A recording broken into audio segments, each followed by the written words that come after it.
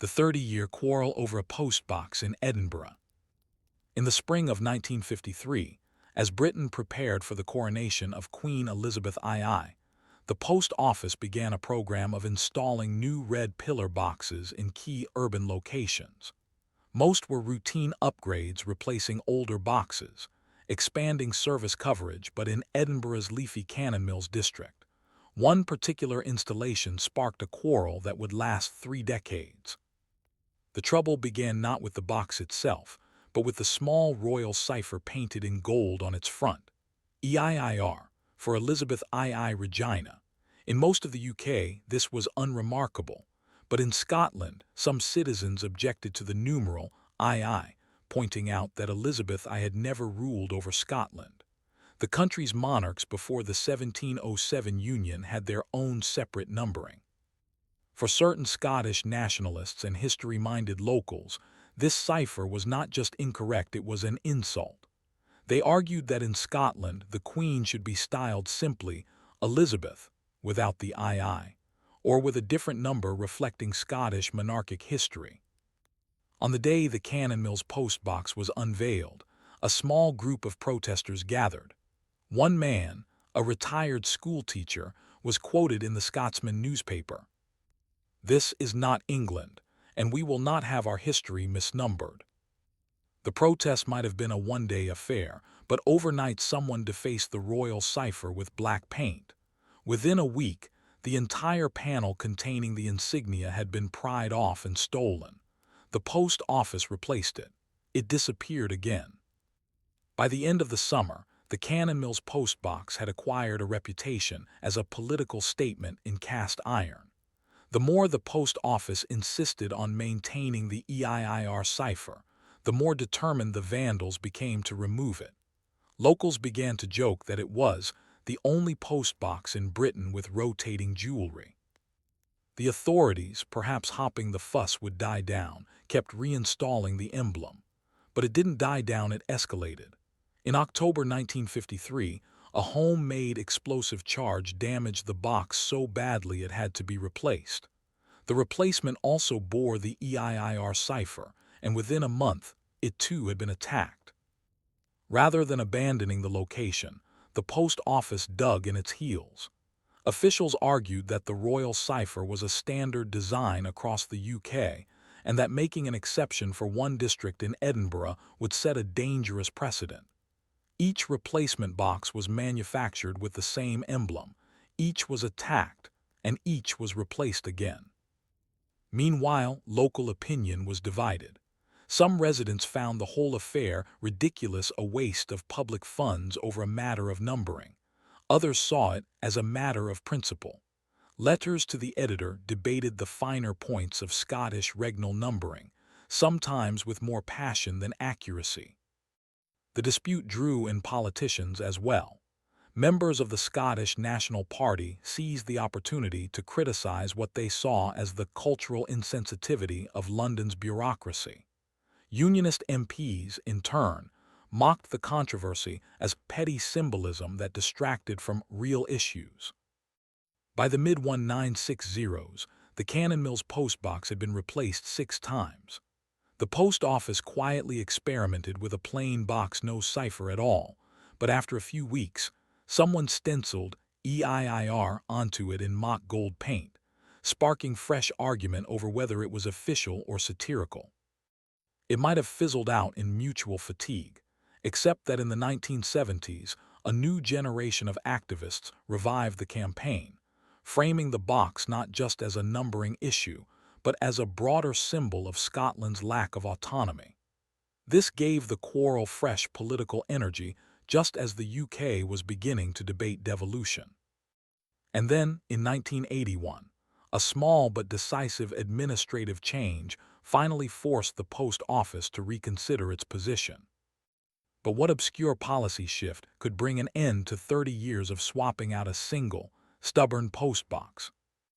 In 1981, the UK Post Office underwent a bureaucratic restructuring, splitting its operations into separate entities for telecommunications, postal services, and savings. The change was mostly about modernizing management, but buried deep in the new operational handbook was a clause that would alter the fate of the Cannon Mills post box. The clause stated that new pillar boxes in Scotland could bear an alternative emblem or no emblem, where public order considerations made the standard cipher impractical. This was a pragmatic concession, meant to reduce vandalism and maintenance costs in contentious areas. It was not widely publicized, and the post office hoped to apply it quietly in only a handful of trouble spots. Cannon Mills was, of course, at the top of that list. At the time, the box in question was once again out of service, its door jammed by a vandal who had poured concrete into the slot. Postal workers, tired of clearing blockages and dealing with damaged locks, argued for removing the box entirely. But the location was too strategically placed to abandon. It served a dense residential area with high foot traffic, and moving it would inconvenience hundreds of daily users. The new clause gave headquarters a way out. Instead of replacing the vandalized box with yet another EIIR model, they ordered a plain pillar box standard red, but with no royal cipher at all. The decision was not announced publicly. One day in late August 1981, the old box was quietly removed, and a week later the new, cipher-free box appeared in its place. At first, no one seemed to notice. Mail went in, post was collected, and life went on without incident. But in Edinburgh's small world of local politics, the change did not go unnoticed for long. Within days, a short piece in the Scotsman pointed out that the Cannon Mills box had lost its crown, speculating that this was the first post box in the city to be installed without a royal cipher since the Victorian era. Reaction was mixed. Some locals were relieved that the vandalism cycle had finally ended. Others saw it as a quiet victory for Scottish pride, proof that persistence could force London to bend. Unionist voices downplayed the significance, calling it a maintenance decision rather than a political concession. Inside the post office, the decision was seen as purely practical. The vandalism at Cannon Mills had cost thousands of pounds over 3 decades, money spent on replacement castings, security patrols, and labor hours to repair or replace damaged boxes. Removing the emblem eliminated the incentive for attacks, and the cost savings were immediate. For the next few years, the Cannon Mills postbox remained unmolested. It became so ordinary that newcomers to the neighborhood had no idea it had once been the most frequently replaced postal fixture in Scotland. A few die-hard activists lamented the loss of their symbolic battleground, but even they acknowledged that a plain box was better than one bearing the contested cipher. However, the story didn't end in quiet obscurity.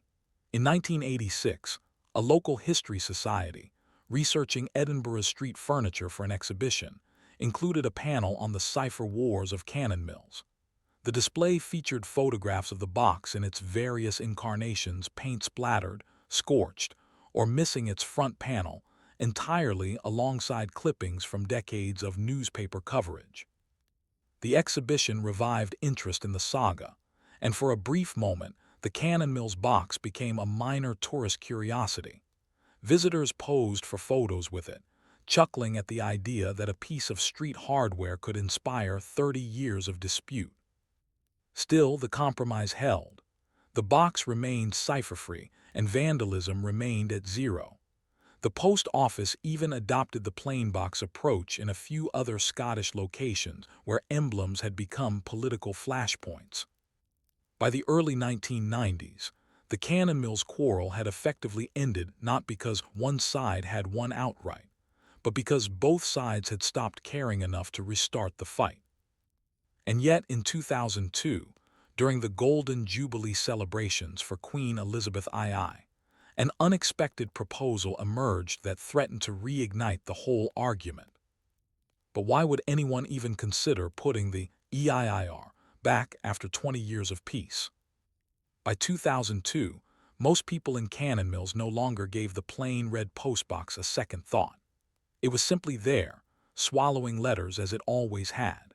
But the Queen's Golden Jubilee prompted a wave of commemorative gestures across the UK, and one junior manager in the Royal Mail's regional office in Edinburgh floated an idea. What if the district restored the royal cipher to the Cannon Mills box as part of the celebration? The suggestion wasn't entirely serious, more of a what if in a planning meeting, but it found its way into a short internal memo. Someone in public relations saw potential for a quirky human interest story. Historic cipher returns to Edinburgh postbox after half a century. When word of the idea leaked to the press, it was as if the past 30 years of peace had never happened. Within a week, the Scotsman ran an editorial warning against reopening old wounds for the sake of a photo opportunity. Letters poured in from readers recalling the vandalism of the 1950s and 60s, some with nostalgia, others with exasperation. Local councillors quickly weighed in.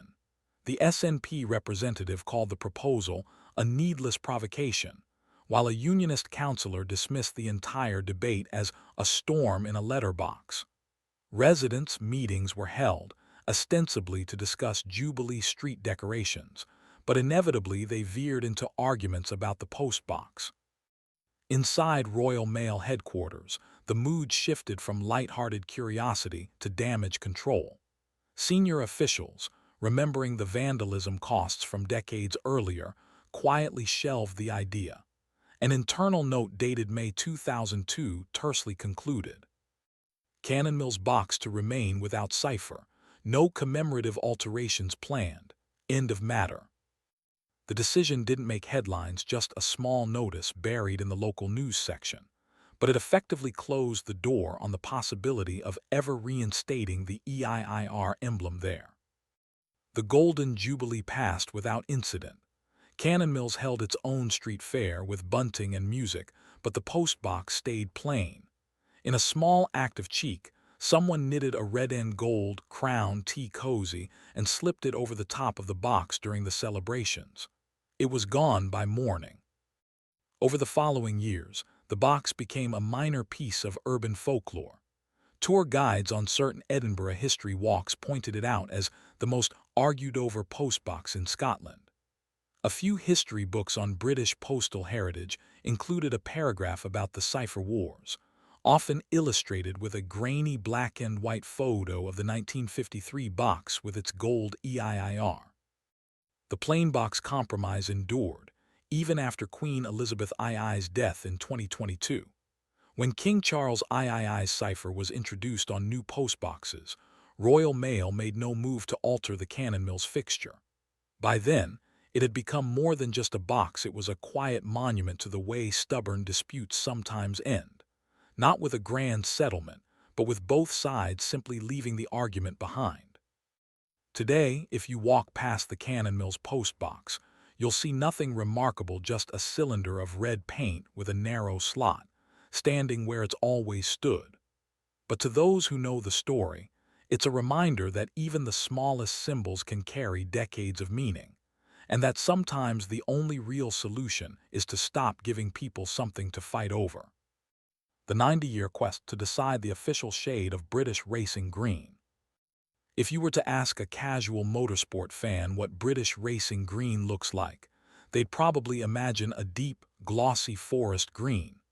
But if you asked a car historian, a paint supplier, and a member of the Royal Automobile Club in the early 20th century, you'd get 3 different answers and possibly an argument.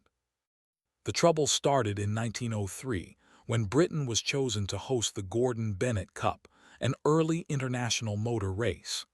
At the time, each nation was required to paint its cars in a distinctive national color. France had blue, Germany had white, Italy had red. Britain's official color was originally red as well, but since Italy already claimed that, the British team agreed to use green as a gesture of thanks to Ireland, where the 1903 race would be held. Britain's strict speed limits meant it couldn't be staged in England. That green was never formally defined. It was simply a dark, rich shade chosen by the Napier team, somewhere between emerald and bottle green. The press called it British Racing Green, and the name stuck.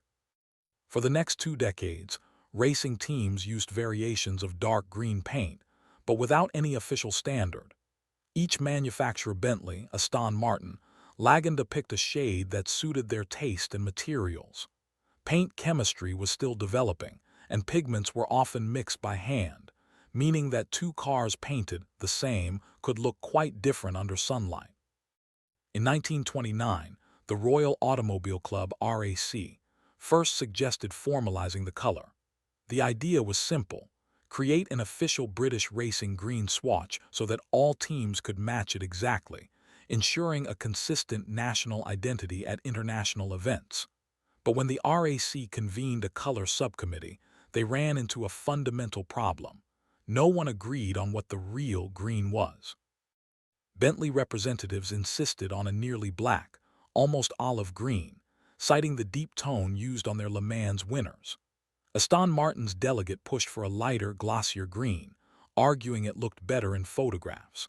Laganda wanted a more vivid emerald that would stand out on cloudy race days. Even the paint manufacturers disagreed. Some said the traditional pigments would fade too quickly if the color was too light. Others argued that dark shades made cars harder to spot on the track. The subcommittee met 6 times in 1930 and produced no decision. Their minutes reveal pages of debate over the psychological impact of green on drivers, the suitability of different pigments for cellulose-based automotive paints, and whether the official color should be described in words or by a physical swatch.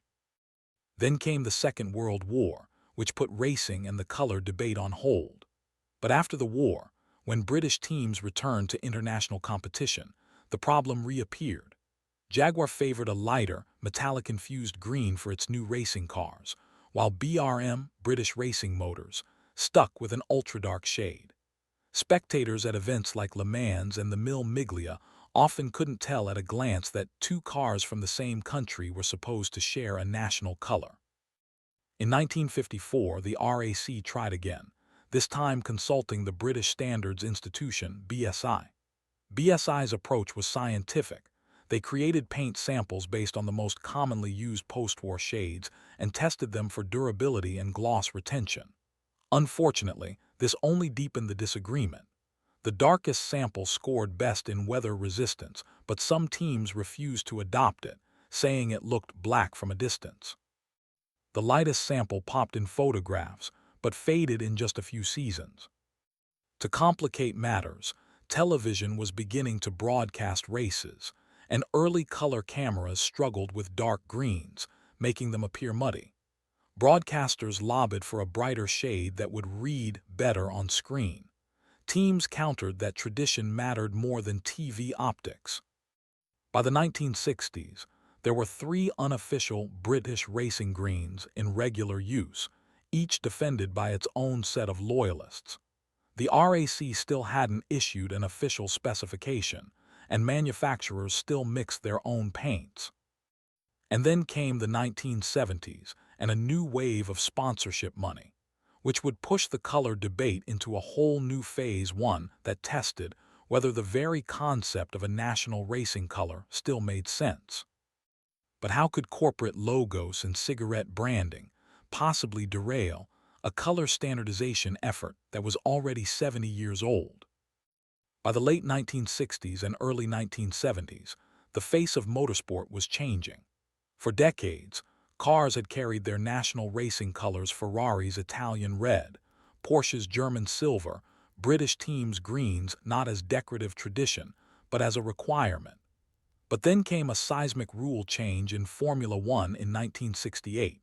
Teams were allowed to display commercial sponsorship liveries instead of national colors. Suddenly, the most successful British teams, Lotus, McLaren, BRM, began swapping their traditional green for whatever colors their sponsors dictated. The shift was most famously embodied in the Lotus 49B, which traded its green and yellow for the red, gold, and white of gold leaf tobacco branding. This caused uproar among traditionalists, who feared British racing green would vanish from the sport entirely. The Royal Automobile Club's Color Subcommittee, dormant since the early 60s, reconvened to protect and promote the color in whatever ways were still possible. But the question they now faced wasn't simply what exact shade of green to use, it was whether that green had any place left on the cars at all. Some manufacturers resisted the trend. Aston Martin's limited racing ventures retained dark green. Privateer teams continued to paint their cars in variations of the color, partly out of patriotism, and partly because they couldn't attract big sponsorship deals anyway. But the variety of greens in use became even broader, as smaller teams mixed whatever looked good with their modest decal layouts. Meanwhile, paint technology was evolving rapidly. Metallic and pearlescent finishes were becoming fashionable, and some British teams experimented with metallic green tones. These paints reflected light differently depending on weather and camera angles, making it even harder to pin down a single, correct shade. By 1972, the RAC was under pressure from heritage-minded enthusiasts to codify British racing green before it dissolved entirely into marketing chaos. They turned once more to the British Standards Institution, BSI, to produce an authoritative swatch. BSI's chemists examined historical samples, dug through archives, and analyzed surviving paint from pre-war and post-war racing cars. They identified a handful of close contenders and proposed a formula with a deep green base, BS 224, modified for higher gloss.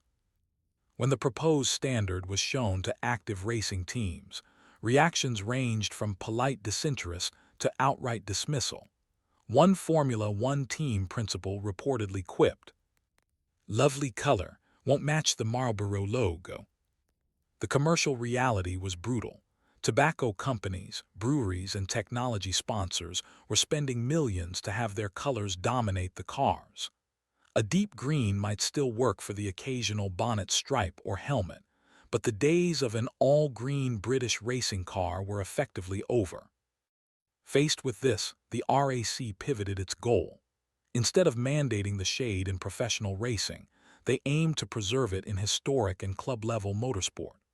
By the mid-1970s, British Racing Green was an official term in the BSI catalog, BS 224, and adopted by various classic car restorers, but it was still more a guideline than a universal truth. Complicating matters further, road car manufacturers began marketing their own British Racing Green models, each with a slightly different hue. Jaguar's BRG was rich and deep, bordering on black. MG favored a brighter, fresher tone. Mini's was somewhere in between. To the average buyer, these all counted as the green, but to purists, the proliferation of shades was an erosion of authenticity. By the 1980s, the term British Racing Green had become less about strict definition and more about brand storytelling. It evoked heritage and prestige, but the exact pigment depended on who was selling the car or the paint. The RAC's subcommittee quietly disbanded in 1989, without ever having enforced a single official use of its chosen swatch in modern racing. By that point, the push for a unified shade in top-tier motorsport was over. Yet the debate wasn't dead, it simply moved into the realm of classic car events, where the stakes were lower but the arguments just as passionate. It was here, among restorers and concours judges, that the question of the true British Racing Green would simmer for another 3 decades, until finally, in the 2010s, technology offered a way to settle it once and for all. But how could a digital scanner, of all things, succeed where committees and tradition had failed for 90 years? By the early 2010s, the arguments over British Racing Green had become a fixture of classic car shows, restoration forums, and the comment sections of enthusiast magazines. It wasn't just about aesthetics, it was about authenticity, history, and in some cases, bragging rights.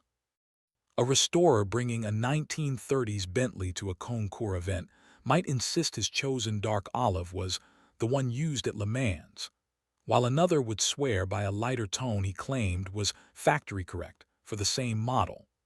Judges, lacking a universal reference, often went by personal preference or period photographs, which were rarely in accurate color anyway. It was during this climate of mild chaos that the Historic Vehicle Restoration Trust, HVRT, decided to try something the RAC had never managed: settle on an official, historically accurate shade based on surviving evidence and measurable science. The breakthrough came from a tool more commonly seen in museums than in garages: a portable spectrophotometer. This device could scan a painted surface, analyze its color values in precise numerical terms, and translate them into modern paint formulas. HVRT's plan was ambitious. They would locate surviving, unrestored examples of British racing cars from different eras, strip away any later repaint layers, and expose original factory paint, ideally from a protected area such as under a badge or inside a body panel. The spectrophotometer would then record its exact color data. Over the course of 2 years, the team scanned more than 30 vehicles, from Edwardian Napier machines to 1950s Jaguars and 1960s Aston Martins. Patterns began to emerge. While there were subtle variations in tone, caused by differences in pigment sources and application methods, the vast majority clustered around a deep, cool-toned green with a slight blue bias, strikingly close to the 1970s BSI Swatch BS 224 that had been quietly filed away decades earlier. In 2015, HVRT announced their findings. The baseline British racing green would be defined using a specific set of CIE color coordinates, corresponding to a modern automotive paint formula that restorers could order from major suppliers. The trust emphasized that this was not an attempt to police creativity. Teams and owners could still choose any green they liked, but that for those seeking historical correctness, the formula offered a definitive reference. The announcement drew mixed reactions. Purists welcomed the clarity. For the first time, there was an objective yardstick to settle disputes at concours events. Commercial carmakers quickly adopted the HVRT standard for heritage editions of their models, trumpeting authentic British racing green in their marketing. But some hobbyists resisted, arguing that the magic of BRG lay precisely in its variety. "If you freeze it into one formula," wrote one letter to Classic and Sports Car magazine, "you've just taken the soul out of it." Nevertheless, the HVRT standard stuck. Within a few years, it became the default choice for high-end restorations, museum pieces, and even virtual recreations in racing video games. In effect, British racing green had finally been given a universal definition 112 years after the first Napier took to the roads of Ireland in an unnamed shade of dark green. Ironically, by the time this happened, the world of modern professional motorsport had almost no use for the color at all. Sponsorship liveries still dominated, and the national color tradition was largely a thing of the past. The definitive shade of BRG existed mostly for enthusiasts, historians, and brands eager to evoke heritage. Today, if you buy a can of automotive paint labeled British Racing Green, HVRT Standard, you are getting the closest match modern science can produce to the deep, cool-toned green that once represented Britain on the world's racetracks. But it's worth remembering that for most of its history, BRG was never a single fixed hue. It was a family of greens, shifting with the times, the technology, and the arguments of those who loved it. And perhaps that's the real story. The shade may finally be settled, but the romance lay in the decades when it wasn't, when a British racing green car might be almost black, bright emerald, or anything in between, and still carry the same proud name. The 50-year dispute over the right way to slice a sandwich in the British rail catering department. In the early 1930s, as rail travel in Britain entered what many now call its golden age, the major railway companies competed fiercely not just on speed and comfort, but on the quality of their onboard catering. In the dining cars of the London and North Eastern Railway, LNER, passengers might enjoy multi-course meals with silver service. On the Great Western Railway (GWR), tea was served in fine china cups with matching saucers. And then there were the sandwiches. The humble sandwich was the workhorse of railway catering, quick to prepare, easy to serve, and suitable for passengers who didn't want to sit in a dining car. But behind the polished counters and neatly displayed platters lay a culinary Cold War. Should sandwiches be cut diagonally into triangles or straight across into rectangles? The argument began as an internal matter in the catering department of the LNER in 1932, when a new supervisor named Harold Plimpton circulated a memo instructing that all sandwiches henceforth be cut diagonally. His reasoning was straightforward. Triangles, he argued, provided more visible filling along the cut edge, looked more appealing, and were easier for passengers to pick up. This change infuriated George Tuck, the head of sandwich preparation at King's Cross Station, who had been cutting them into neat rectangles for over 20 years. Tuck insisted rectangles stacked more efficiently in the display cases and stayed fresher because less surface area was exposed. He also claimed that triangles were prone to drooping when handled. What might have been a short-lived kitchen squabble became a departmental standoff when catering supervisors at other stations took sides. Newcastle adopted triangles. York stuck with rectangles. By the mid-1930s, passengers traveling from Edinburgh to London could encounter one shape on the northbound journey and another on the southbound. The dispute escalated when LNER's marketing department got involved. They began using photographs of artfully arranged triangle sandwiches in promotional material, prompting rectangular loyalists to accuse them of undermining established practice.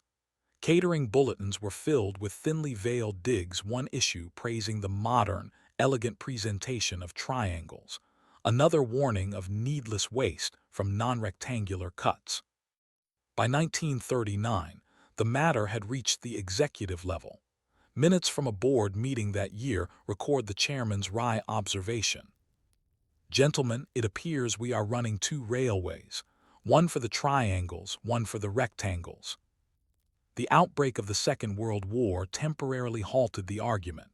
Wartime rationing and centralized catering under the Ministry of Food meant sandwiches were cut whichever way was fastest, with no time for debates over presentation.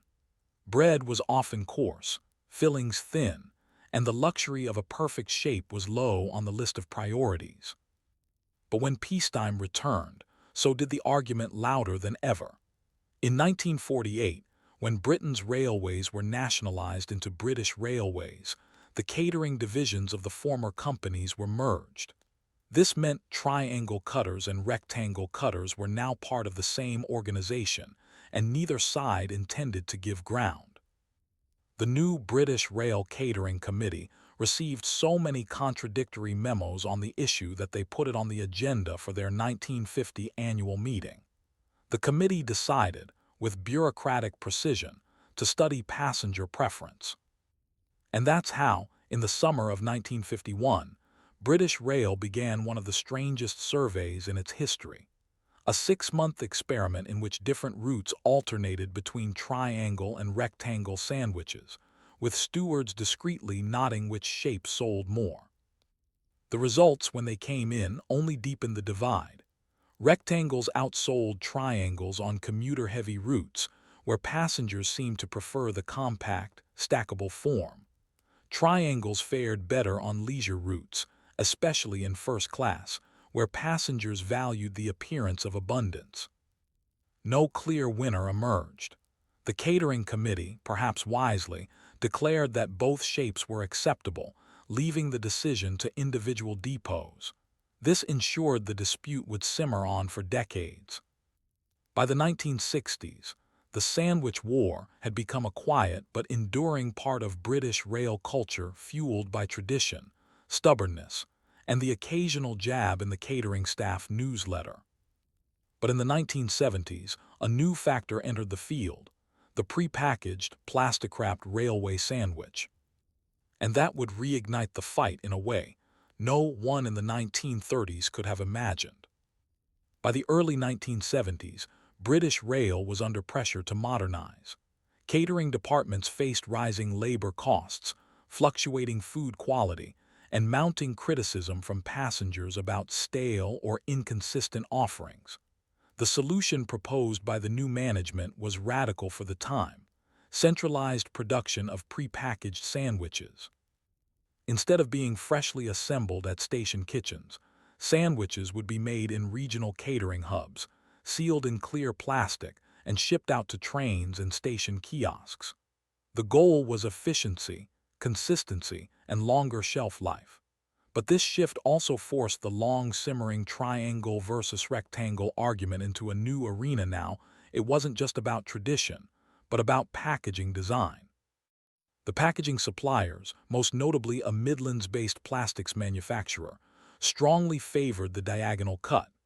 Triangles, they argued, could be stacked point-up in wedge-shaped containers that displayed the filling prominently through a clear front panel. This, they claimed, boosted impulse buys and justified a higher retail price. Rectangle loyalists countered that the wedge pack was a gimmick.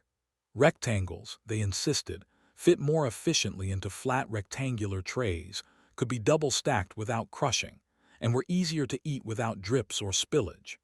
Moreover, the rectangle camps argued that the triangular packs wasted bread. Each diagonal cut left two small corners of crust that sometimes went unused in production, raising food cost concerns. When British Rail rolled out its first prepackaged sandwiches in 1975, they tried to sidestep the issue by offering both shapes.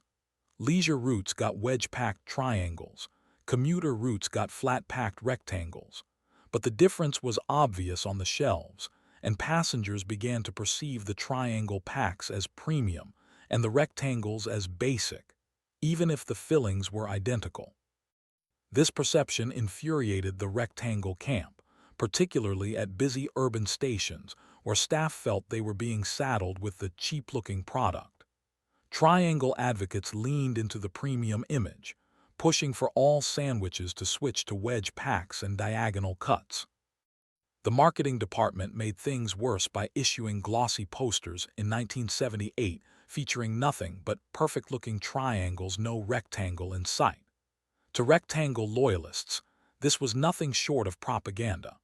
One catering manager in Manchester wrote an indignant memo accusing headquarters of abandoning decades of proven form for the sake of photogenic novelty. By the early 1980s, the argument had gone beyond taste or efficiency. It had become a matter of departmental identity. Older staff clung to rectangles as a symbol of tradition, order, and proper railway service. Younger managers championed triangles as modern, stylish, and aligned with contemporary cafe culture. The triangle side won a major victory in 1983 when British Rail commissioned a new uniform set of branded packaging.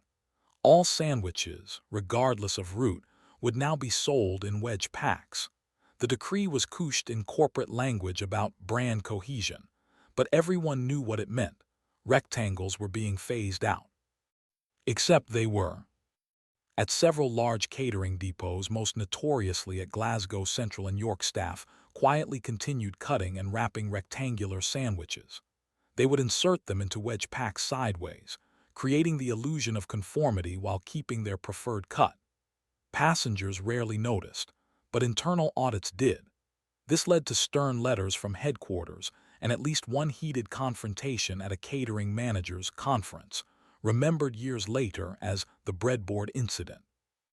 Despite the corporate mandate, the resistance was strong enough that both shapes persisted well into the late 1980s. By then, the British Rail sandwich, regardless of cut, had developed a reputation for mediocrity in the press, famously described by one newspaper critic as a pale triangle of despair in a fog of clingfilm. Ironically, it was British Rail's eventual privatization in the mid-1990s that would bring the war to a close, not through a grand decision, but through market forces. The newly franchised train operators contracted their catering to outside firms, most of whom opted for the diagonal cut simply because That's what their existing retail partners already used. By the turn of the millennium, rectangles had all but vanished from British trains. Only a few stubborn regional catering suppliers still made them, mostly for local commuter routes where tradition outweighed brand alignment. But even as triangles dominated the shelves, the ghost of the rectangle lived on, especially among retired catering staff who remembered the old days. It was one such retiree who, in 2005, unexpectedly reignited the debate in a very public way. And what could a pensioner possibly do to drag a half-century-old sandwich war back into the headlines? In the summer of 2005, The Guardian ran a quirky human interest piece titled "Man Fights to Save the Rectangle." The man was 78-year-old George Tuck Jr., the son of none other than the original King's Cross sandwich foreman who had resisted Harold Plimpton's diagonal edict back in 1932. George Jr.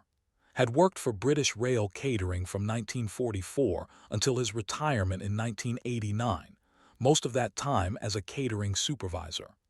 In the interview, he lamented the disappearance of the rectangular cut from train services and accused modern operators of betraying a craft standard that kept sandwiches neat, tidy, and proper. The article might have passed as an amusing footnote, but George had a plan.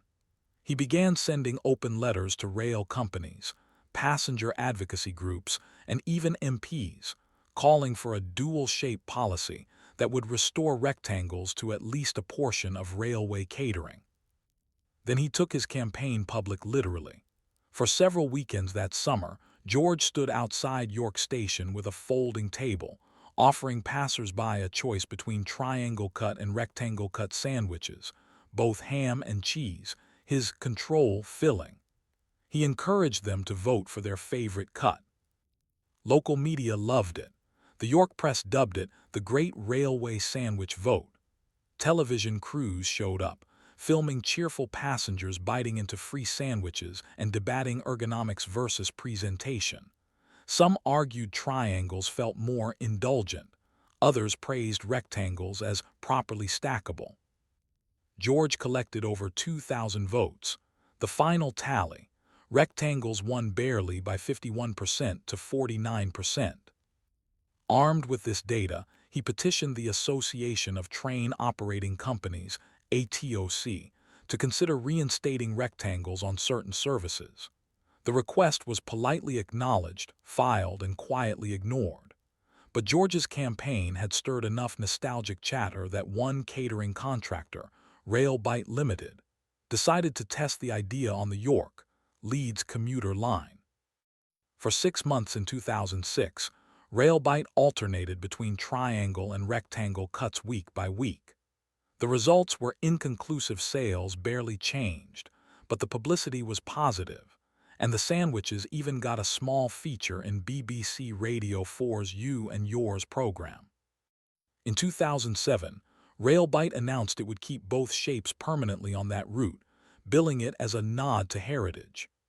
They packaged rectangles in flat, biodegradable cartons and triangles in standard wedge packs, selling both at the same price.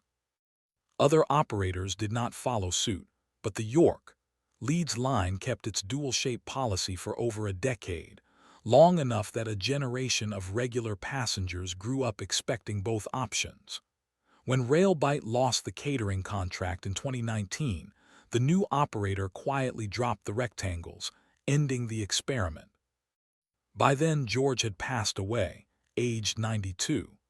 At his memorial, former colleagues brought platters of both triangle and rectangle sandwiches, joking that it was the only truce he would have accepted. Today, triangles are firmly the default on British trains, with rectangles surviving only in a few independent station cafes and in the nostalgic memories of railway staff. The British Rail Catering Department no longer exists, and the sandwich war has faded into folklore. But in archived memos, in yellowed newsletters, and in the recollections of retired porters and stewards, the story lives on a reminder that even the smallest details of service can inspire fierce loyalty, decades-long stubbornness, and the occasional public protest.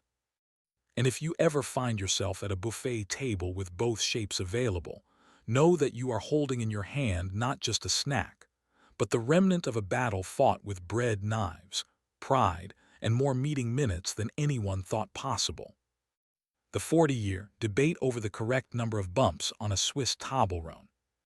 When Swiss chocolatier Theodor Tobler and his cousin Emil Baumann created Toblerone in 1908, they were thinking about taste and branding, not geometry wars. The now iconic triangular prism shape was inspired, according to family lore, either by the Matterhorn mountain or by a pyramid-shaped formation of dancers from a Paris cabaret show.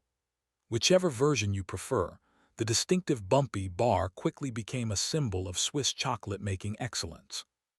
For decades, Toblerone bars came in a standard pattern. Each size had a set number of triangular peaks, evenly spaced along the bar. The number of bumps scaled logically with the bar's length: more chocolate, more peaks. It was simple, consistent, and beloved. That consistency began to fracture in the 1970s. By then, Toblerone had become an international product, manufactured in different plants to meet growing demand. One of those plants, in the UK, was run under license by Rowntree McIntosh, later Nestlé. To make packaging and production more efficient, the UK facility began experimenting with slightly reducing the number of peaks on its larger bars. The official explanation was that this made the bars fit better into pre-cut cardboard sleeves and helped with portion control. Swiss traditionalists were horrified. To them, the number of bumps in a Toblerone wasn't arbitrary, it was part of the product's identity, as intrinsic as its logo or honey almond nougat flavor. Letters of complaint poured into Tobler's Bern headquarters, accusing the company of flattening Swiss heritage. The company's executives tried to downplay the matter. They issued a statement noting that the UK bars were manufactured to meet local packaging needs, and that the essential Toblerone experience remains unchanged. But the bump counters of Switzerland were not convinced. By the late 1970s, the discrepancy had become a talking point in travel circles. Tourists noticed that a 400g bar bought in Zurich seemed bumpier than one purchased at Heathrow. Some travelers even began bringing Swiss bars back to the UK as proper Toblerones. The issue might have remained a niche quirk, except that in 1982, a Swiss consumer advocacy group published a comparative report on imported goods, including Toblerone. They found that UK-manufactured bars had 10% less chocolate than their Swiss counterparts of the same nominal weight, thanks to the reduced peaks, and were therefore technically more expensive per gram. The press pounced. Headlines in Swiss papers blared, "Our chocolate thinned abroad." The Bernese newspaper Der Bund ran a cartoon of a forlorn-looking Toblerone with missing teeth. Faced with growing public criticism, Toblerone's parent company announced it would review its manufacturing standards.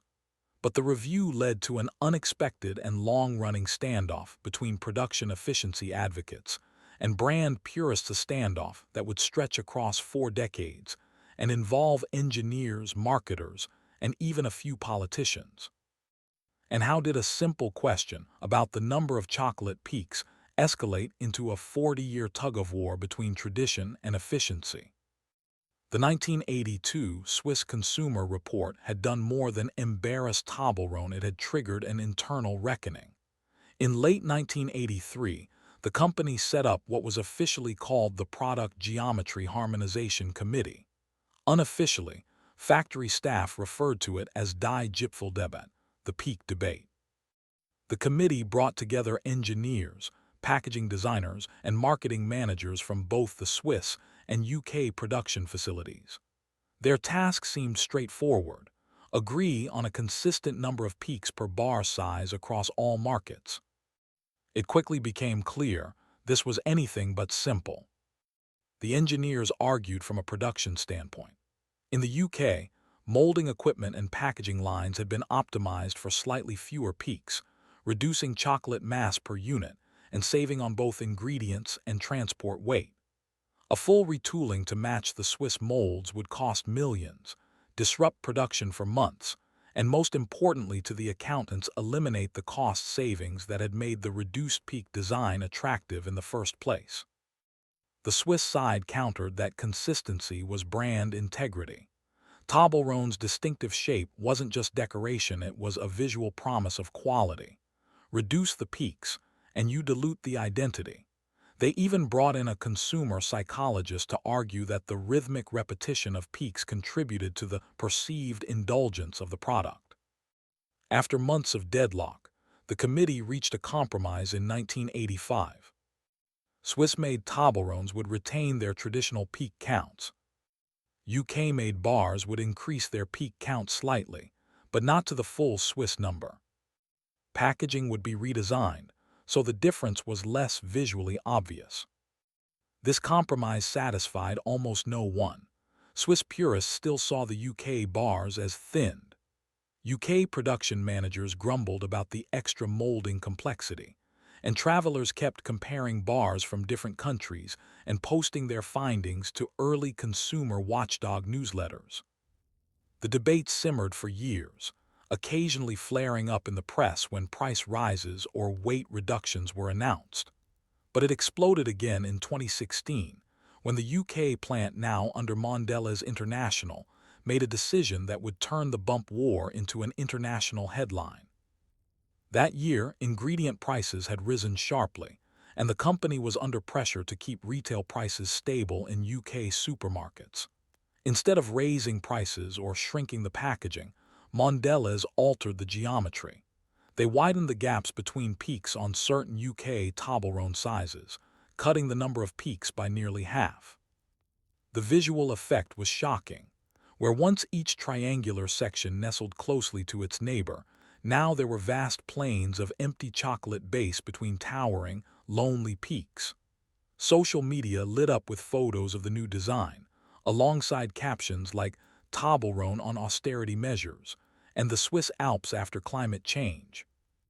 The company's explanation that the change preserved affordability while keeping the bar's length was met with derision. British MPs even mentioned the controversy in Parliament, with one joking that Toblerone mountains have been reduced to molehills. In Switzerland, the reaction was smug, but also slightly alarmed. What if the gap-heavy design spread to other markets? Could the sacred geometry of Toblerone be eroded everywhere in the name of efficiency? Mondelez tried to contain the outrage by promising that the change was temporary. But the incident reignited calls for an international standard on Toblerone geometry, with Swiss politicians suggesting that the brand's protected status under Swissness laws could extend to the peak count itself. The pressure worked. By 2018, the company quietly restored the fuller peak arrangement to UK bars, though still not quite matching the Swiss count. The wide gap design faded into infamy, a cautionary tale about meddling with iconic shapes. Yet the return to normal didn't end the underlying argument. Inside Mondelez, the same tension remained. Should peak count be preserved as an untouchable tradition, or could it be adjusted to meet changing economic realities? By the 2020s, technology offered a potential solution: precision chocolate deposition, a method that could keep peak count constant while subtly varying peak size to manage costs. But whether this innovation would finally settle the matter or just spark a new round of debates remained to be seen. Because as the last 40 years had shown, for Toblerone, the geometry is never just geometry. But could a bar of chocolate really end up with an internationally legislated peak count? The question of legislating Toblerone's geometry might have sounded absurd to outsiders, but in Switzerland, the idea wasn't far-fetched. The country already had strict Swissness laws regulating how and when products could use national symbols, and Toblerone, packaged in gold with the Matterhorn silhouette, was as much a Swiss export icon as Emmental cheese or Victorinox knives. The tipping point came in 2021, when a consumer group in Zurich noticed that certain Toblerone bars sold in duty-free shops at Geneva Airport had yet another peak configuration slightly fewer than the Swiss supermarket version, but more than the old UK austerity bar.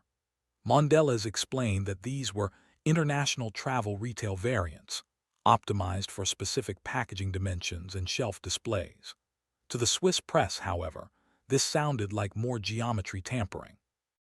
Editorials began to appear in Neue Zürcher Zeitung and Tage Anzeiger, arguing for protection of the Toblerone form as a national cultural asset.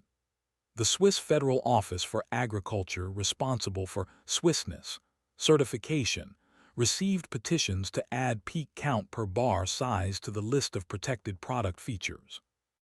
In 2022, a parliamentary working group informally dubbed Die Gipfel Commission, the Summit Commission, was formed to study the issue. It invited testimony from chocolatiers, food historians, packaging engineers, and even a mathematician who presented a paper on perceived abundance versus actual mass in chocolate polyhedra. The mathematician's conclusion: peak spacing mattered more to the perceived luxury of a Toblerone than to its actual chocolate content. Close peaks looked indulgent, even if each peak was marginally smaller. Widely spaced peaks looked sparse and budget, even if the total mass was similar. Armed with this logic, the Commission drafted what became known informally as the Peak Treaty. It proposed that each standard Toblerone bar size would have a fixed, minimum number of peaks, based on traditional Swiss production. Minor variations in peak height or slope would be allowed for manufacturing efficiency, but spacing between peaks must remain within a 5% tolerance. These rules would apply to any bar sold with Toblerone branding worldwide if it also carried of Switzerland on the packaging. Mondelez resisted at first, warning that the treaty would reduce flexibility in packaging design and potentially increase costs. But the company was also aware of the PR disaster that had followed the 2016 wide gap bar. Eventually, it agreed to adopt the treaty voluntarily, provided it applied only to bars marketed as Swiss-made. The treaty was signed into law in Switzerland in late 2023, making Toblerone's geometry a matter of national regulation. For Swiss-made bars, the peak count was now as protected as Champagne's geographic origin or Parmesan's production method. Outside Switzerland, variations persisted. UK-made Toblerone still used a slightly different mold, though closer to the Swiss standard than before. Travel retail bars remained a mixed case, but in the Swiss domestic market, the debate was finally over the peaks were here to stay. The reaction among Swiss consumers was broadly positive. Commentators framed the treaty as a win for tradition in an age of constant product shrinkage. Tourists loved the idea that their Toblerone was officially regulated, and for Mondelez, it provided a neat marketing hook: certified Swiss geometry. Today, if you buy a Toblerone in Switzerland, you can count the bumps and know you are holding the result of 4 decades of squabbling, compromise, and eventually, lawmaking. What started as a packaging efficiency tweak in the 1970s had ended in an act of parliament, proof that in Switzerland, even a chocolate bar can have constitutional-level protection. And perhaps the real lesson is this: when people feel ownership over a product, when it becomes woven into national identity, details that might seem trivial to outsiders become worth defending to the last millimeter. The 60-year argument over whether the Eiffel Tower should be painted brown or red. When Gustave Eiffel's Great Iron Tower was unveiled in 1889 for the Exposition Universelle, it gleamed in the Parisian sun, but not in the muted brown we know today. Its first coat of paint was a warm reddish brown, officially called Venetian red, chosen to both protect the metal from corrosion and give the structure a distinctive presence against the skyline. In the late 19th century, engineers were obsessed with rust prevention, especially for structures made of puddled iron. Eiffel's design specified not just the color, but also the layering method: multiple coats of paint applied over 6 months, from the top down.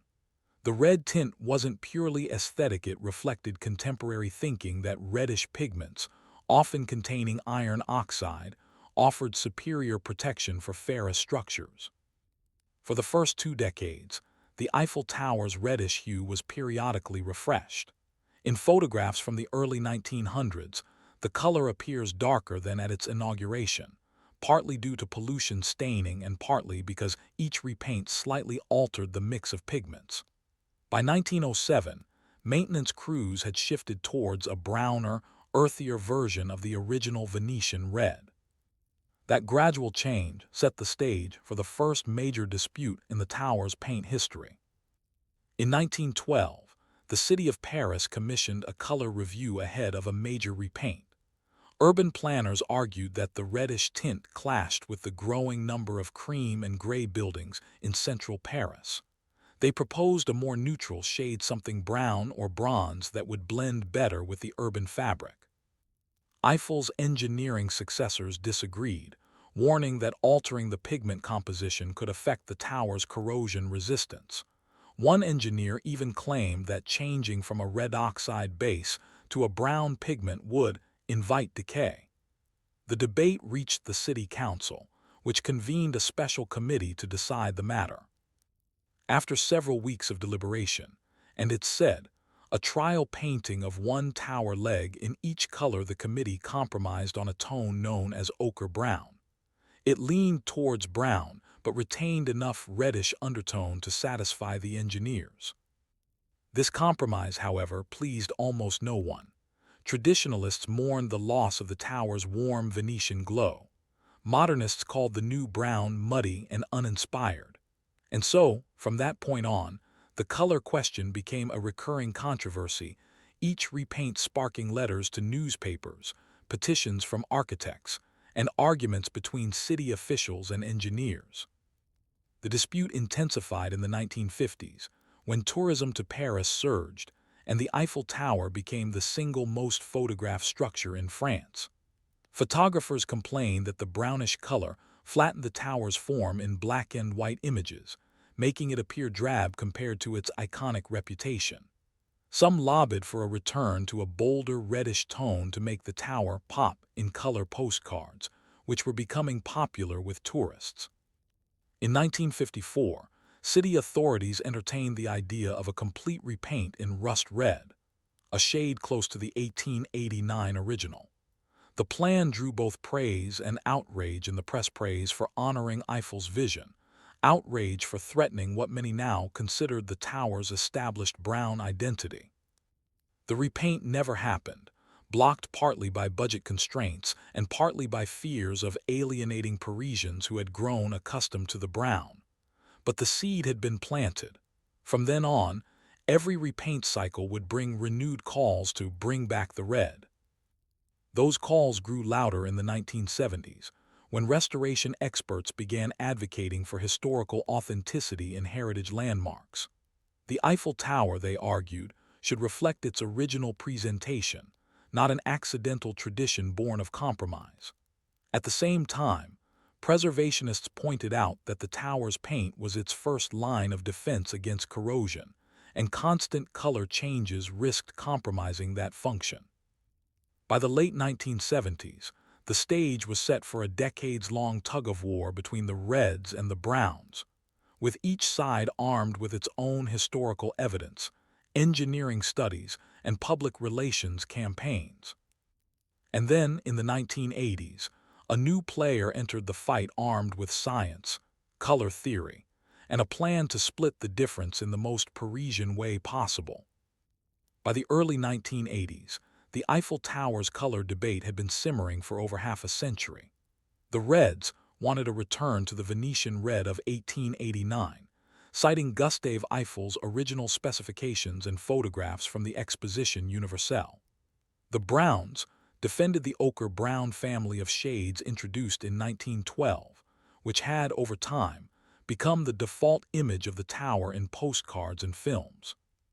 The stalemate might have dragged on indefinitely, if not for two converging pressures. Tourism marketing.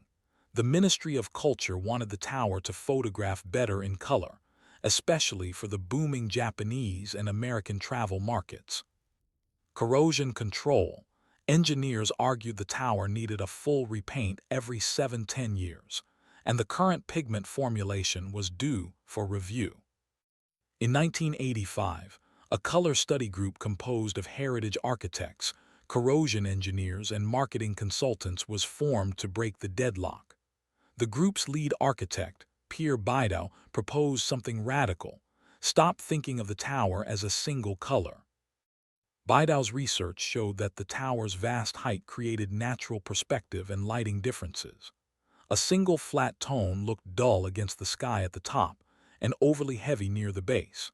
His solution was a graduated color scheme, 3 different shades of brownish bronze applied from base to summit, creating a subtle visual lightning effect that would make the tower appear more harmonious against the Parisian skyline. This proposal infuriated the purists. The Reds saw it as sidestepping the historical question altogether. The Browns worried it would dilute the tower's established visual identity, but the marketing team loved it. It would make the tower seem slimmer, more elegant, and crucially more photogenic. In 1986, after heated debate, the city approved the plan. The 3-tone scheme, dubbed Bronze Lift, Brun Tour Eiffel, debuted the following year.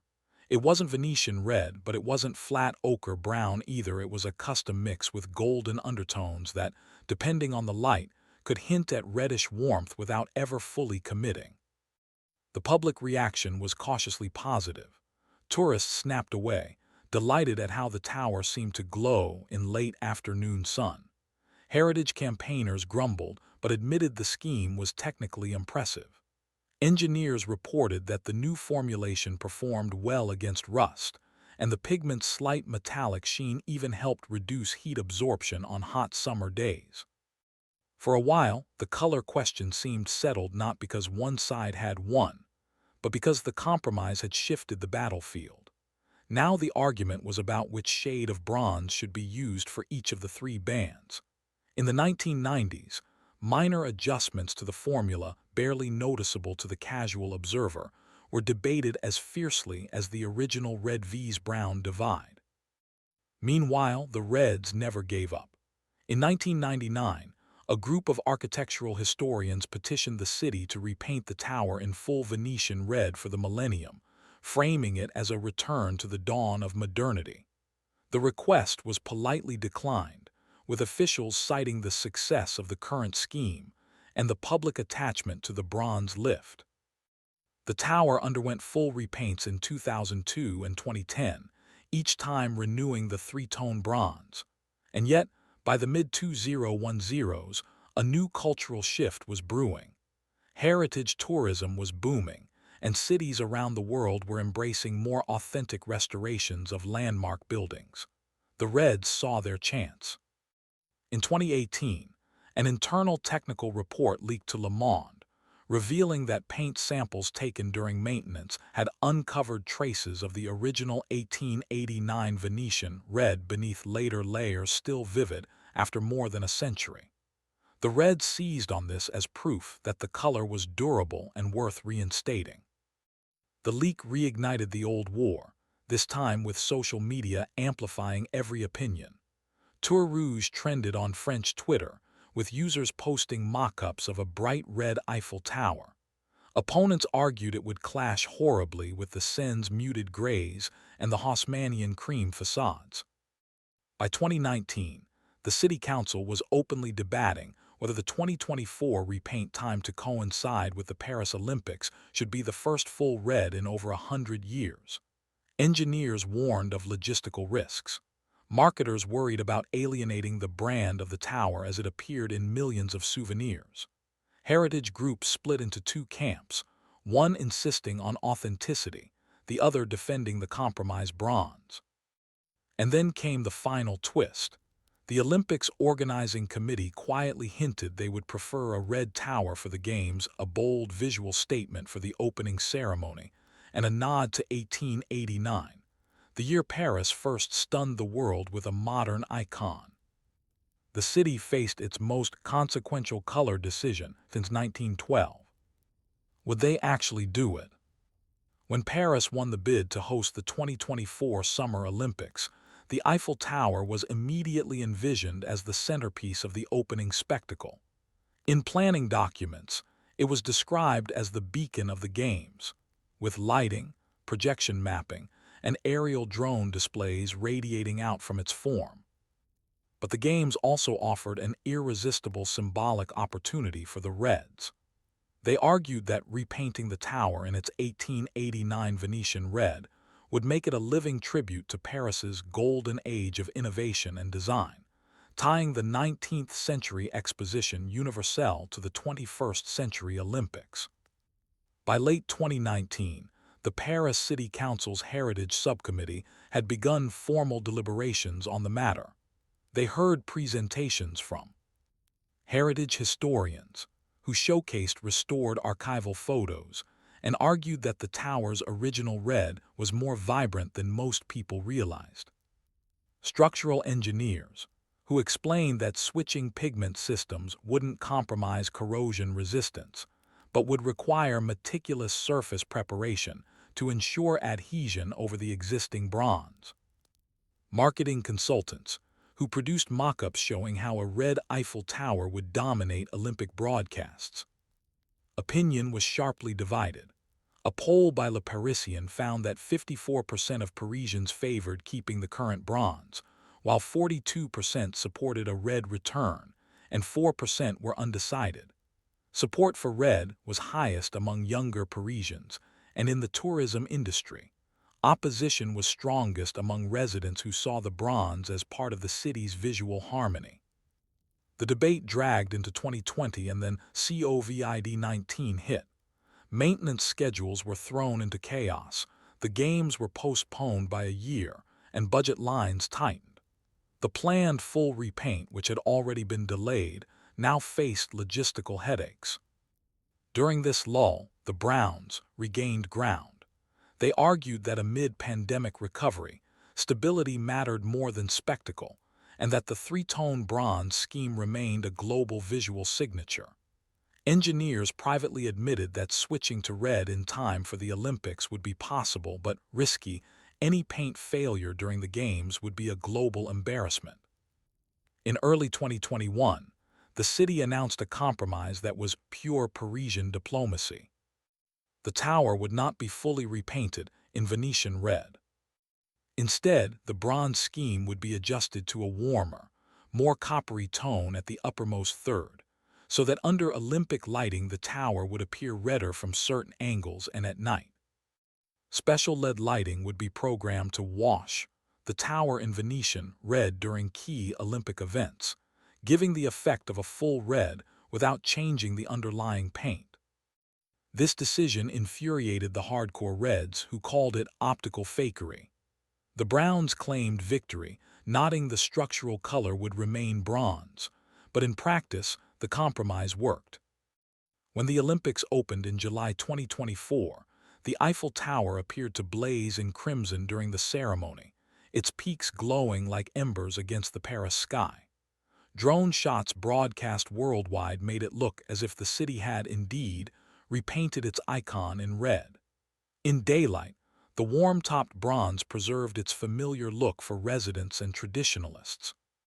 By the time the Games ended, the paint debate had cooled, at least for now. The Reds could claim they had seen their vision realized, even if only through lighting. The Browns could point to the fact that the actual pigment hadn't fundamentally changed. The current paint cycle is expected to last until at least 2030, but the archival traces of Venetian red found in 2018 remain carefully documented.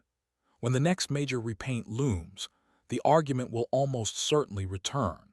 And if history is any guide, Paris will once again find itself in the strange position of deciding not just how to maintain its most famous structure, but what color it should be allowed to be. Because in the City of Light, even the color of iron can spark a 60-year argument, one measured not in paint swatches, but in pride, heritage, and the shadows the tower casts over its own history. The 100-year feud over the official recipe for Neapolitan pizza sauce.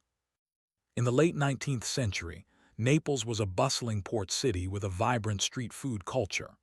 Among the vendors selling fried snacks, seafood, and sweets, pizza was already a popular dish, but it wasn't quite the pizza we know today. The earliest versions were simple flatbreads topped with garlic, oil, herbs, and occasionally anchovies. Tomatoes, still a relatively new import to Europe in the 1700s, had gradually made their way into the Neapolitan kitchen, and by the mid-1800s, tomato-topped pizzas were a familiar sight. The story of the official Neapolitan pizza sauce begins in 1889, when the now famous pizza margherita was created, or at least popularized, in honor of Queen Margherita of Savoy. Whether the tale is entirely true or partly marketing, one fact is clear. The use of a smooth, bright red tomato base became an identifying feature of the dish.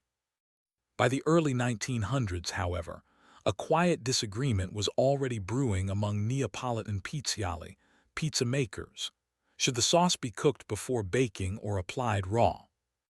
The cooked sauce faction argued that a gently simmered tomato sauce, seasoned with garlic, olive oil, and basil, brought a sweeter, more balanced flavor and reduced the acidity of the tomatoes. This was particularly important at the time, since refrigeration was rare and canned tomatoes could be inconsistent in taste. The raw sauce camp countered that pre-cooking dulled the tomatoes' freshness and made the final pizza taste heavy. For them, the true art of Neapolitan pizza lay in letting the high heat of the oven cook the tomatoes just once directly on the dough, preserving their brightness and natural aroma. This early disagreement was mostly a matter of personal style until the 1920s, when the rise of pizza competitions and culinary guilds brought the issue into the public arena. The Associazione Pizzaioli Napolitani, founded in 1923, attempted to codify best practices for pizza making. Their initial draft recipe for the margherita called for pomodoro passato, a crudo, tomatoes passed through a sieve and used raw. Outrage followed.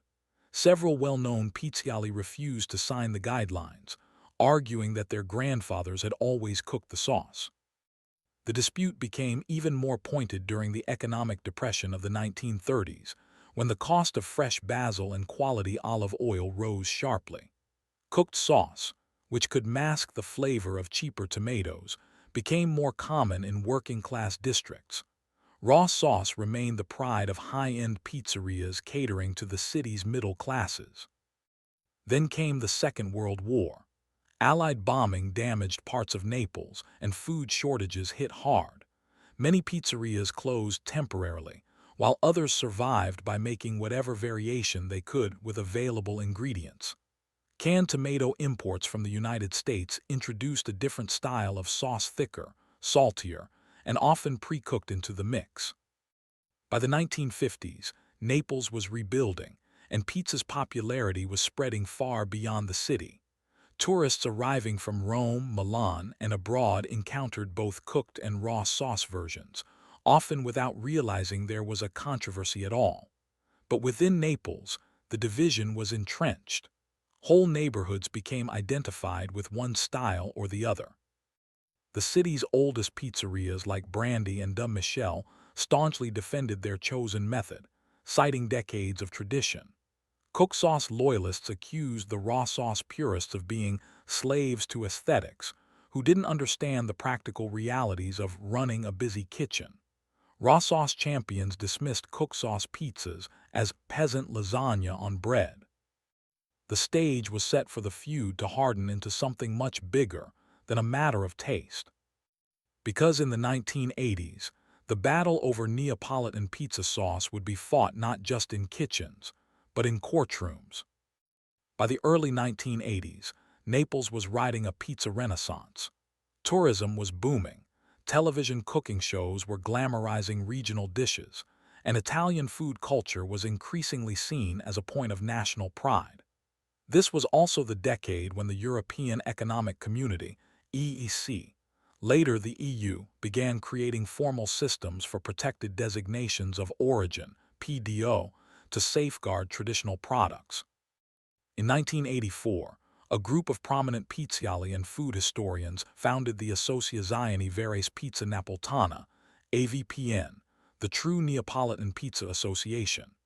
Their mission was to define, in meticulous detail, what could and could not be called pizza napolitana. The aim was both cultural preservation and market control. If they could get an official standard recognized, they could protect the name from being applied to poor imitations abroad. Almost immediately, the sauce question became the AVPN's most contentious internal issue. The raw sauce bloc dominated the leadership. They pushed for a rule stating that tomatoes either fresh, peeled San Marzano or canned Italian must be crushed or milled raw, seasoned with salt, and spread directly on the dough before baking. No pre-cooking allowed. The cooked sauce bloc, led by several respected pizzaioli from working-class districts, argued this was an elitist rewrite of history. They presented archival menus, family recipe books, and testimonies from elderly pizza makers, showing that simmered sauces had been used in Naples for over a century, especially during the lean years when tomato quality was unreliable. The AVPN meetings turned bitter.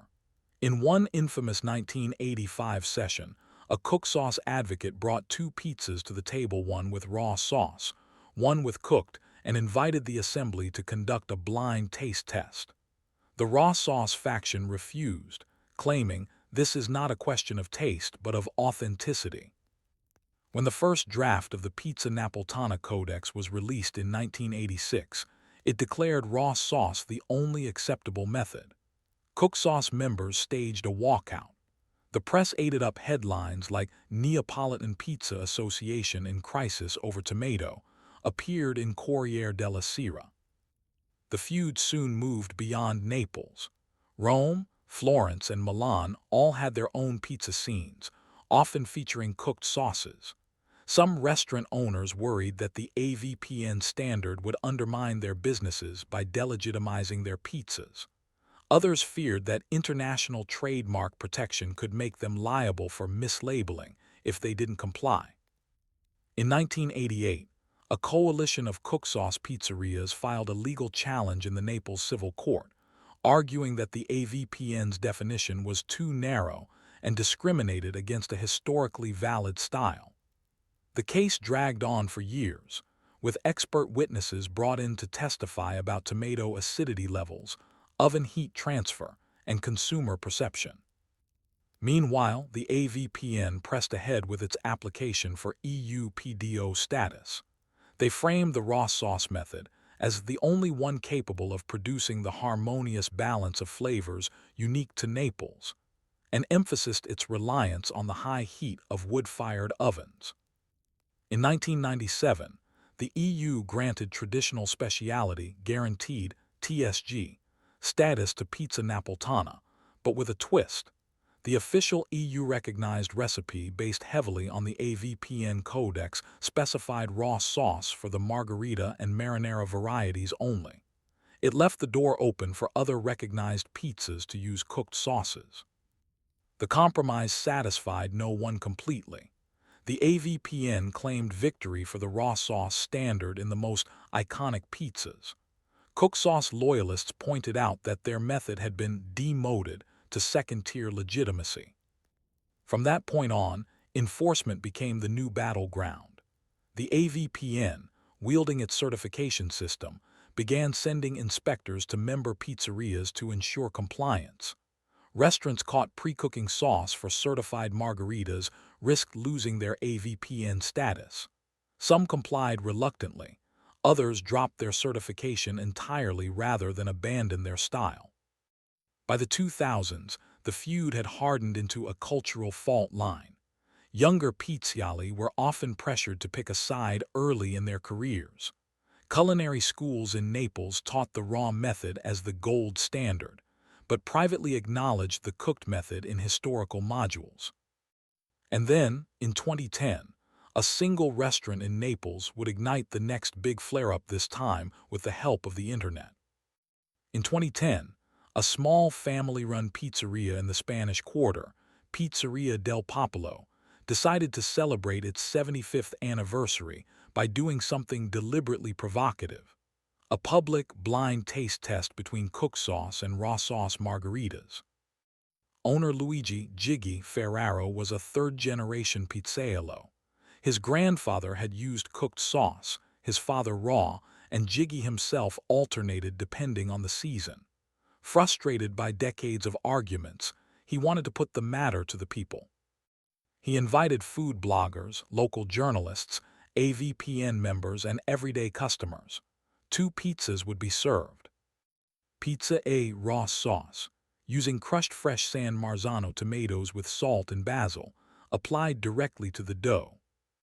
Pizza B: cooked sauce, simmered gently for 20 minutes with olive oil and garlic, then cooled before spreading.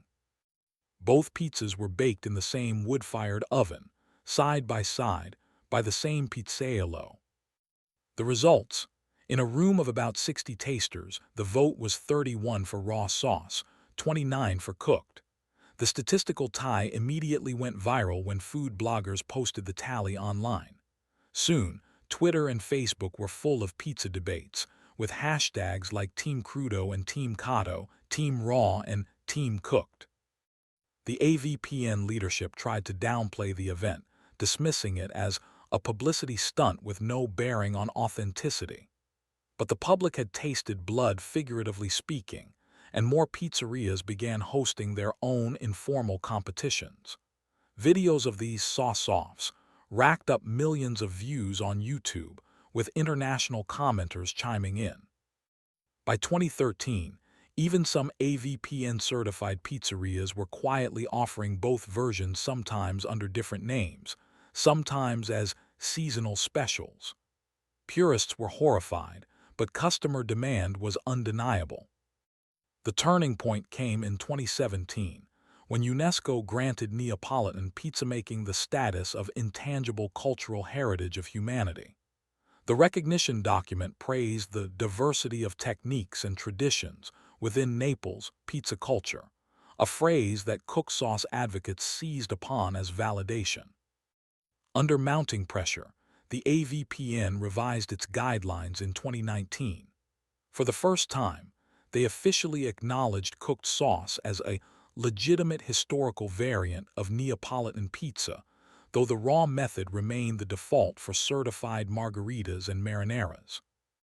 The announcement didn't make headlines outside the food world, but within Naples, it was seismic. Cooked sauce pizzaioli could finally claim recognition without fear of losing face or certification. Raw sauce loyalists grumbled, but most conceded that the market had already decided. Customers wanted both. Today, in Naples, the sauce question still sparks passionate debate, but it is more often friendly rivalry than bitter feud. You can walk down Via dei Tribunali and find, within a few hundred meters, pizzerias proudly championing either style or offering both side by side. The arguments have shifted from questions of legitimacy to finer points: how long to cook, whether to sauté garlic first, whether raw sauce should be strained or left chunky. The battleground has become a laboratory, and in some ways, the century-long war has created a richer, more diverse pizza culture than either side could have imagined. And perhaps that's the real victory. Not that one style won, but that Naples proved once again that even its fiercest culinary disputes end not with a treaty, but with more to eat. The 80-year debate over the correct orientation of British passport text. When the first standardized British passports were issued after the First World War in 1921, their design was simple but formal: a navy blue cover embossed with the royal coat of arms in gold, and beneath it, the words United Kingdom of Great Britain and Northern Ireland in a traditional serif typeface.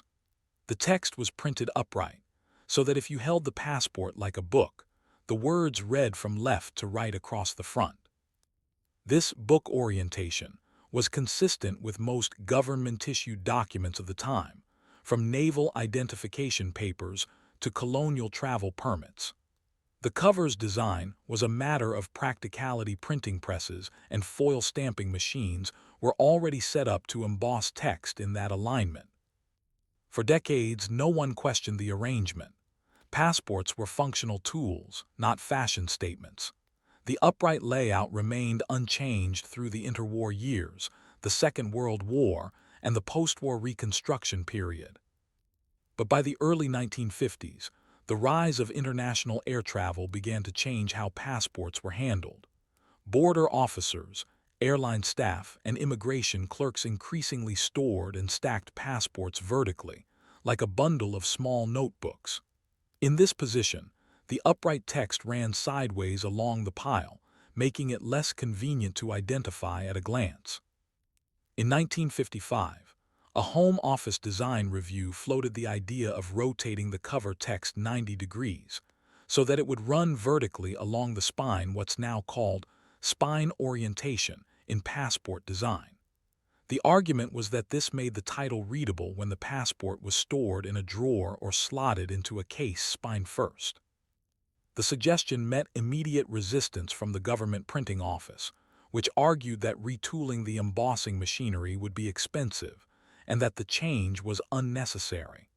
A more surprising source of opposition came from the Foreign Office, where some diplomats insisted that the upright layout was more dignified and aligned with British bookbinding tradition. The proposal was shelved, and upright text survived at least for a while. By the late 1960s, however, international standards bodies were beginning to take an interest in travel document design. ICAO, the International Civil Aviation Organization, recommended in 1968 that passport text be aligned so that it could be read when the document was stacked with others in a vertical file. Many countries adopted the spine orientation in the following decade, including Canada, Australia, and several European states. Britain did not. In 1971, the Home Office again considered switching, prompted by complaints from immigration desks at Heathrow and Gatwick. Once again, tradition won out. Officials reasoned that British passports were immediately recognizable precisely because of their upright text, and that changing it might cause brand confusion abroad. By the mid-1980s, however, Britain was looking increasingly out of step with its neighbors. In the European Community, later the EU, member states had begun harmonizing passport designs, including cover color, typeface, and yes text orientation. When the UK agreed to adopt the burgundy EU-style passport in 1988, the question resurfaced: would the text finally rotate? The answer, it turned out, would ignite a design fight that lasted decades and eventually became a minor front in the broader British debate over Europe itself. When the UK agreed to adopt the European Community's burgundy passport in 1988, the Home Office design brief specified that the cover must follow the general conventions of EC passport layout. One of those conventions already used by most member states was spine orientation for the title text. For the first time in history, United Kingdom of Great Britain and Northern Ireland appeared running vertically down the cover, readable when the spine was on the left and the book was opened like a Western text. The royal coat of arms remained scented, but now the type sat neatly above and below it in the vertical style. The official explanation was pragmatic. Storage efficiency, border control desks, and airline check-ins increasingly used vertical passport racks. Spine orientation meant staff could read the country name without pulling the document out. International uniformity. The European Community wanted a consistent visual identity for its member states' passports, making them instantly recognizable to officials worldwide. The change was implemented without public consultation, but it didn't take long for reactions to surface.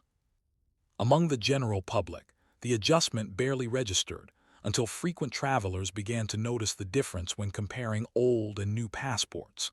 Letters trickled into newspapers complaining that the sideways text looked foreign or like a paperback novel. A retired diplomat wrote to the Times in 1989 warning that Britain was abandoning its bookbinding heritage for the sake of bureaucratic convenience. Within the Home Office, the feedback was mixed. Immigration staff largely approved, noting that the vertical text sped up document handling. Printing contractors, however, grumbled about having to modify stamping equipment and retrain operators. The debate quieted during the 1990s, but it never vanished entirely. As Euroscepticism grew in the UK political landscape, the passport, long a symbol of national sovereignty, became an unlikely talking point. In 1997, during discussions about further European integration, a small but vocal group of MPs began citing the vertical text as evidence of creeping standardization. By the early 2000s, a generational divide was emerging. Those who had grown up with burgundy, spine-oriented passports considered it normal, even sleek. Older citizens often still referred to the upright navy blue covers as the proper passports, complete with horizontal lettering. When biometric passports were introduced in 2006, the Home Office retained the spine orientation, reasoning that changing it again would create unnecessary production complexity. But by this point, the debate was no longer just about efficiency, it had become a symbolic tug-of-war over British identity. Things came to a head during the Brexit referendum in 2016. Campaigners for leaving the EU frequently invoked the return of the blue passport as an emblem of restored sovereignty. While the primary focus was color, a small but passionate contingent also pushed for restoring upright text. One pro-Brexit MP even told the BBC, "If we're taking back control, we can start by making sure our passport doesn't look like everyone else." When the government announced in 2017 that blue passports would indeed return after Brexit, speculation began immediately. Would the text stay vertical or revert to upright? The decision would prove surprisingly controversial both inside Whitehall and in the press. When the UK Home Office began designing the post-Brexit blue passport in 2018, they were faced with a symbolic decision far larger than its graphic dimensions suggested. Should the text be upright or vertical?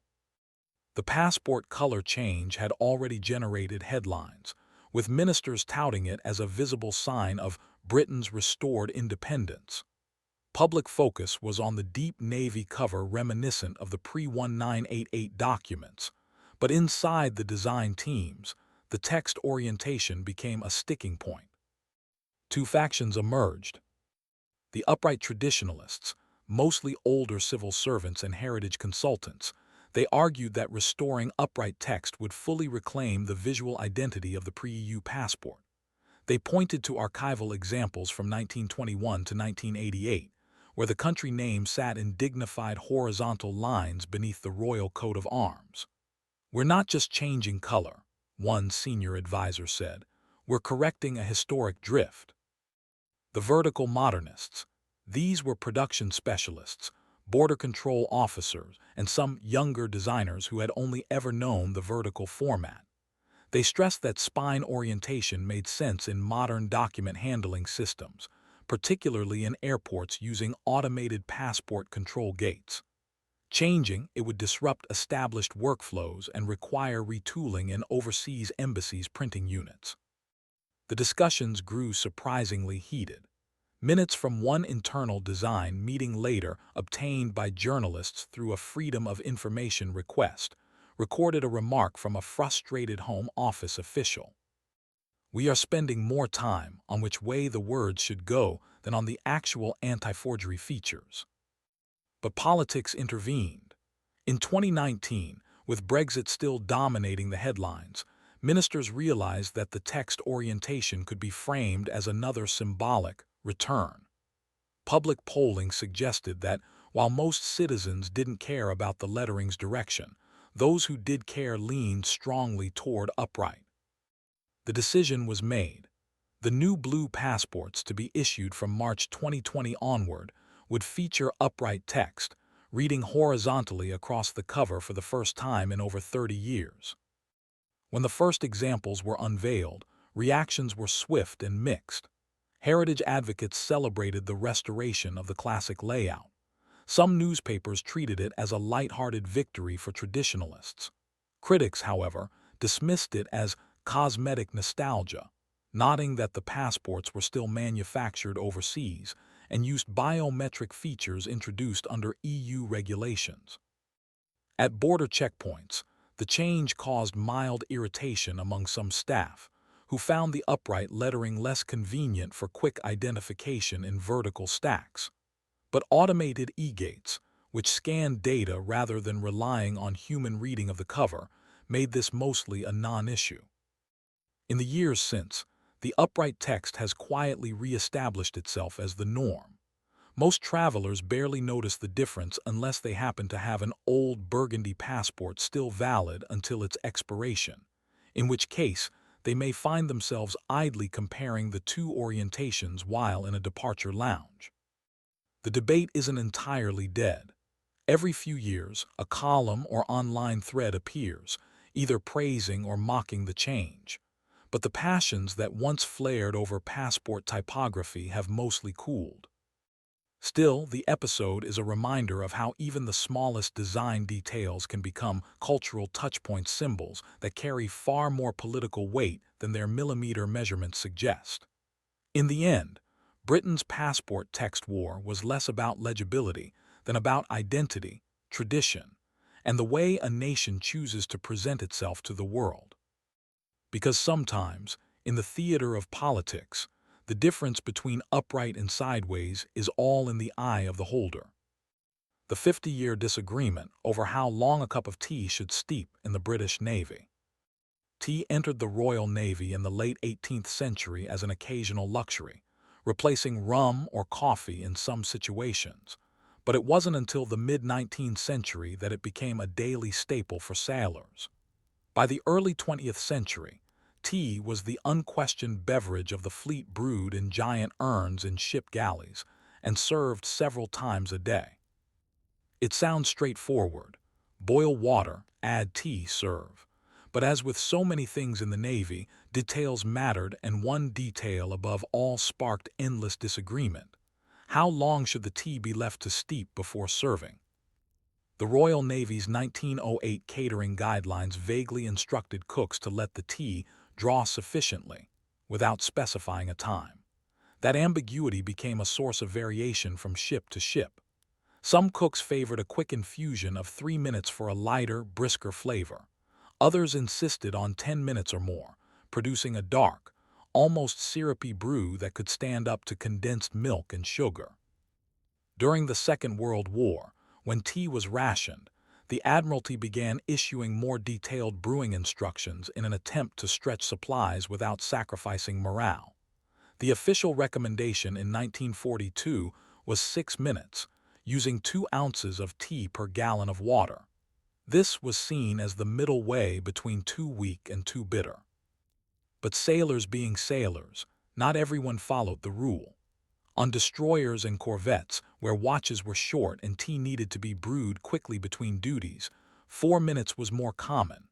On larger vessels like battleships and aircraft carriers, where galley space allowed for larger urns and longer brewing cycles, tea often steeped for up to 15 minutes. By the 1950s, the steeping time had become a point of pride and rivalry between different branches of the service. Stories circulated of engineering crews making tea so strong it could strip paint, while medical officers preferred a lighter infusion they claimed was more hygienic because it reduced tannin buildup in urns. This quiet competition took a more formal turn in 1961, when the Navy Catering Branch revised its manual. The new directive specified exactly 5 minutes of steeping for all vessels, followed by immediate straining to prevent bitterness. The goal was uniformity across the fleet. Uniformity was not achieved. Instead, the 5-minute rule became a flashpoint. Cooks who preferred longer steeping times claimed the Admiralty was pandering to tea softies. Those who liked shorter brews complained that 5 minutes was too long for certain blends, especially the lighter Assam Darjeeling mixes sometimes issued when Ceylon tea supplies were low. Letters to Navy News, the official Royal Navy newspaper, began appearing, debating the merits of different steeping times. Some were tongue-in-cheek, others surprisingly technical, discussing water hardness, ambient temperature, and the effects of serving tea in metal versus ceramic mugs. By the late 1960s, the debate had spilled into mess halls and wardrooms. Officers, petty officers, and ratings all had their preferences, and it wasn't unusual for multiple urns to be brewing at once each time to suit a particular faction. On some ships, the steward's tea for officers was brewed for exactly 5 minutes, while the stoker's tea for engineering crews steeped for 10 or more. The catering manual would be revised again in the 1970s, but the changes would only add more fuel to the argument, especially when NATO got involved. By the early 1970s, Britain's Royal Navy was spending more time than ever alongside Allied vessels in joint NATO operations.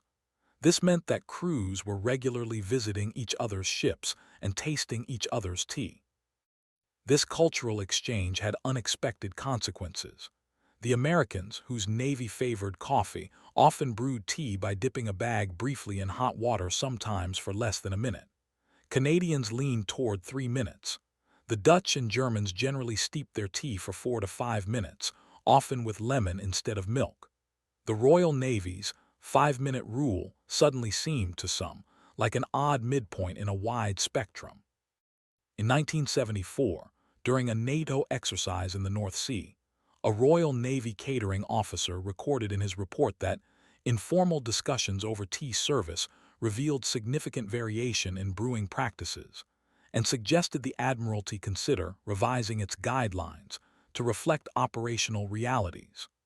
What he meant was, sailors visiting foreign ships were coming back with new preferences, and the galley staff were getting more requests for alternative brewing times. The timing was perfect or disastrous, depending on your view, because the Royal Navy was also in the middle of a tea supply change.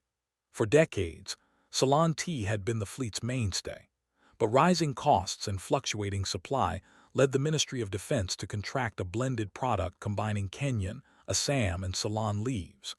This new blend brewed faster and darker than pure Ceylon, meaning the 5-minute steep produced a noticeably stronger, more tannic cup. On paper, the catering branch adapted. In 1976, the manual was amended to allow 4 to 5 minutes for the standard brew, with the note that in warmer climates a slightly shorter infusion may be preferable. In practice, this small concession unleashed chaos. On some ships, slightly shorter meant 3 minutes. On others, it meant nearly eliminating steeping altogether. By the late 1970s, steeping time had become a low-level mutiny point. Some galleys ignored the manual entirely, reverting to whatever method the chief cook preferred. Others tried compromise by brewing one large urn to the official time and a smaller pot for the hard tea faction, who insisted on 8 minutes or more. In 1981, the Navy's tea debate went public in a way the Admiralty never expected. The BBC's Food and Drink program aired a light-hearted segment on how Britain's armed forces take their tea, featuring interviews with sailors on a frigate. One engineering rating proudly declared, "If it's not brewed at least 10 minutes, it's not worth drinking." Another, from the Signals branch, countered that anything past 5 is just tannin soup. The clip went mildly viral by pre-internet standards, and the Royal Navy found itself in the unusual position of being teased in newspapers about the tea mutiny. Rather than clamp down, the catering branch responded in 1983 with what they hoped would be the final word: a laminated tea preparation guide for all galleys, setting the standard at exactly 4 minutes 30 seconds, with immediate straining into insulated urns.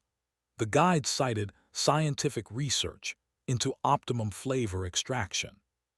But the moment the laminated cards arrived, stories surfaced of cooks using them as coasters. The hard tea loyalists still ran their longer brews, while the lighter tea drinkers began experimenting with 2-minute infusions. The compromised timing satisfied almost no one. By the 1990s, the Royal Navy's tea service had entered an era of quiet pluralism. The official rule was largely ignored. On modern ships with better equipment, Multiple urns were kept brewing at staggered intervals, each catering to different tastes. Visiting officers from NATO allies found the British approach bewildering, less a standard, more a tea democracy. The Admiralty could have let the matter rest, but in the early 2000s, a health and safety study about caffeine intake among sailors would unexpectedly drag steeping time back into the spotlight. In 2003, the Ministry of Defense commissioned a broad study into diet, hydration, and alertness among sailors during extended deployments. One part of the report focused on caffeine intake, which had risen sharply thanks to the growing availability of instant coffee, energy drinks, and unsurprisingly strong-brewed tea. Researchers tested tea brewed for different lengths of time, measuring both caffeine and tannin content. The findings were clear. 2-minute brew, light flavor, 30–40 mg caffeine per mug. 4-minute brew, balanced flavor, about 50–60 mg caffeine. 8-minute brew, very strong flavor, 70+ mg caffeine and high tannin, which could cause bitterness and mild stomach irritation in some individuals. The report concluded that the Navy's hard tea faction was consuming significantly more caffeine than most civilians, sometimes the equivalent of 5 or 6 strong coffees a day. The researchers stopped short of calling this dangerous, but did suggest moderating brewing strength where practical. The catering branch saw an opportunity to reassert control. In 2005, a new fleet-wide directive was issued. Standard mess deck tea to be brewed for exactly 4 minutes, using a measured scoop of tea per gallon, then strained into an urn. For those preferring stronger tea, an additional secondary brew could be made in a smaller pot, but it was to be clearly labeled and not consumed before night watches to avoid sleep cycle disruption. This was the Navy's first official acknowledgement that different steeping factions could coexist, and that the catering staff's job was not to enforce a single taste, but to manage variety in a predictable way. Reactions were mixed but mostly pragmatic. By the mid-2000s, younger sailors were less wedded to long steep traditions, and the rise of individually bagged tea made it easier for personnel to customize their own cup. In many messes, communal urns followed the 4-minute rule while smaller kettles sat nearby for brute water mugs. The cultural intensity of the debate began to fade, though pockets of pride remained. On older ships, engineering crews still joked that, if you can see the bottom of the mug, send it back. Wardrooms sometimes held informal brew-offs, timing cups to the second and inviting blind taste testers. In 2014, during the Royal Navy's participation in a multinational exercise off Norway, the catering officer of HMS Daring even held a tea diplomacy day inviting Allied crews aboard to sample 3 versions: 2-minute, 4-minute, and 8-minute. The Canadians politely favored the 4-minute. The Americans, predictably, voted for coffee. By the 2020s, the steeping question had settled into a kind of benign coexistence. The 4-minute brew remains the official standard in catering manuals, but enforcement is minimal. Crews quietly adjust according to habit, mood, and the quality of the tea supplied. And so, after half a century of low-level squabbling, the Royal Navy never truly resolved its tea debate. Instead, it learned a lesson as old as the fleet itself. That tradition at sea is rarely erased by regulations. It is adapted, repurposed, and carried forward, 1 mug at a time. Because in the end, whether brewed for 2 minutes or 10, tea aboard a warship is less about perfect chemistry than about ritual, comfort, and the reassurance that somewhere beyond the salt spray and the cold gray horizon someone has kept the kettle warm. The 90-year dispute over which side of the road to drive on in Shanghai. In the early 20th century, Shanghai was not one city but a patchwork of jurisdictions. The British-controlled international settlement, the French concession, and the Chinese-administered areas each operated under their own laws, police, and in a detail few outsiders appreciated traffic rules. The British brought with them the left-hand driving custom of the United Kingdom.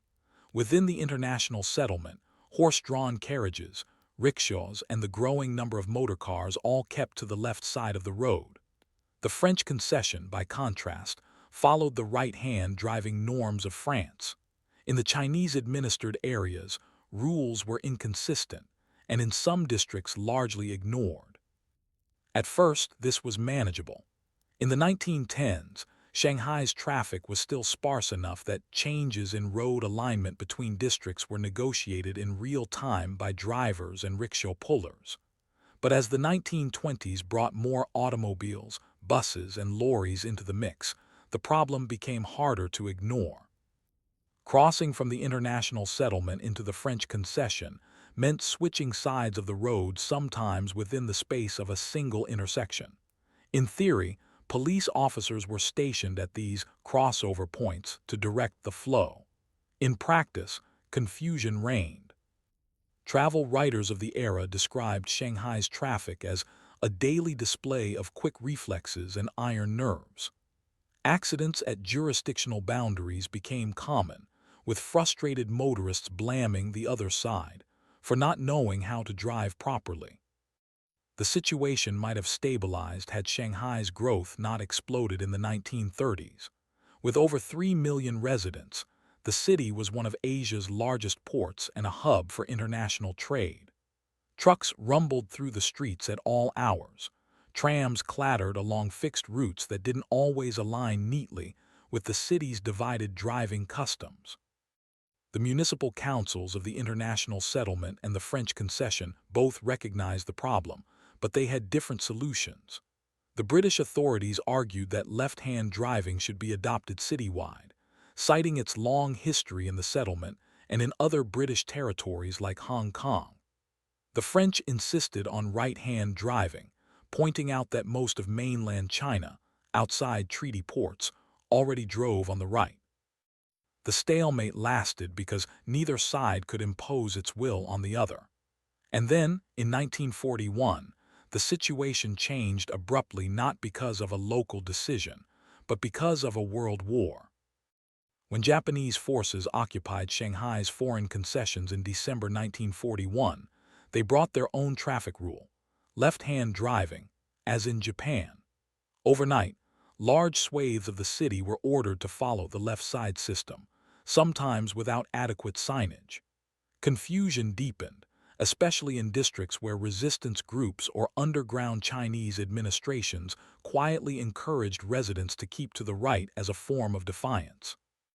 By the end of the Second World War, when Chinese nationalist forces regained control, the city's traffic habits were a patchwork of learned behaviors and grudging adaptations. The question of which side had become more than a matter of efficiency. It was now entangled with questions of sovereignty, identity, and the legacy of foreign control. The years after the war would see multiple attempts to impose a single rule on Shanghai's streets, but none would stick without controversy. In 1946, the nationalist government in Nanjing issued a clear directive. All of China would drive on the right-hand side of the road. The decision was intended to standardize traffic rules across the nation and align with most neighboring countries, simplifying trade and travel. On paper, this should have settled the matter for Shanghai. In practice, it didn't. Many Shanghai drivers, especially those in the former international settlement, had spent decades driving on the left. Taxi fleets, bus companies, and lorry operators had vehicles configured for left-side driving, with the driver's seat on the right-hand side of the cab. These vehicles were not cheap to replace, and there was little appetite for reconfiguring entire fleets in the immediate post-war economy. Traffic police tried to enforce right-hand driving in central districts, but in older neighborhoods and peripheral roads, the left-side habit persisted. The transition was further muddled by the fact that trams in certain areas had been built to accommodate boarding from the left, forcing awkward detours or mid-road passenger crossings. The municipal government attempted a phased approach. In 1947, They targeted major thoroughfares Nanking Road, Avenue Edward VII, and parts of the Bund for strict right-side enforcement, with officers stationed at intersections to direct vehicles and issue fines. While compliance improved in those corridors, smaller streets and suburban routes remained inconsistent. Then came the Chinese Civil War's final phase. In 1949, the People's Liberation Army entered Shanghai, and the new communist government reaffirmed the national right-side rule. At first, the enforcement push was symbolic. Getting drivers to use the right was framed as part of modernizing the city and breaking with colonial-era habits. In the early 1950s, work crews began modifying intersections, repainting road lines, and replacing traffic signs to reflect right-side movement.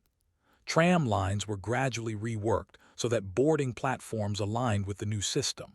Even so, change was slow. Elderly drivers who had learned to navigate the city under the British system struggled to adjust, leading to a spike in minor collisions.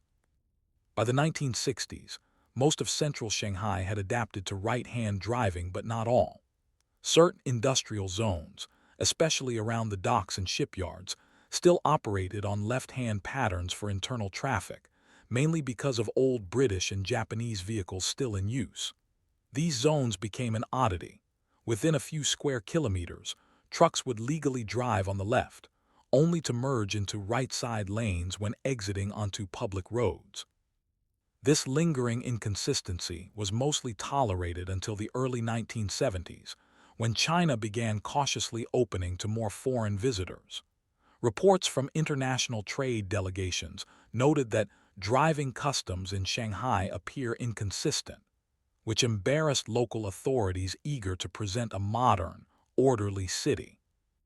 In 1972, the municipal government launched what it called the One-Side Campaign, Chinese letter, Chinese letter, Chinese letter, Chinese letter, aimed at eradicating left-side driving completely.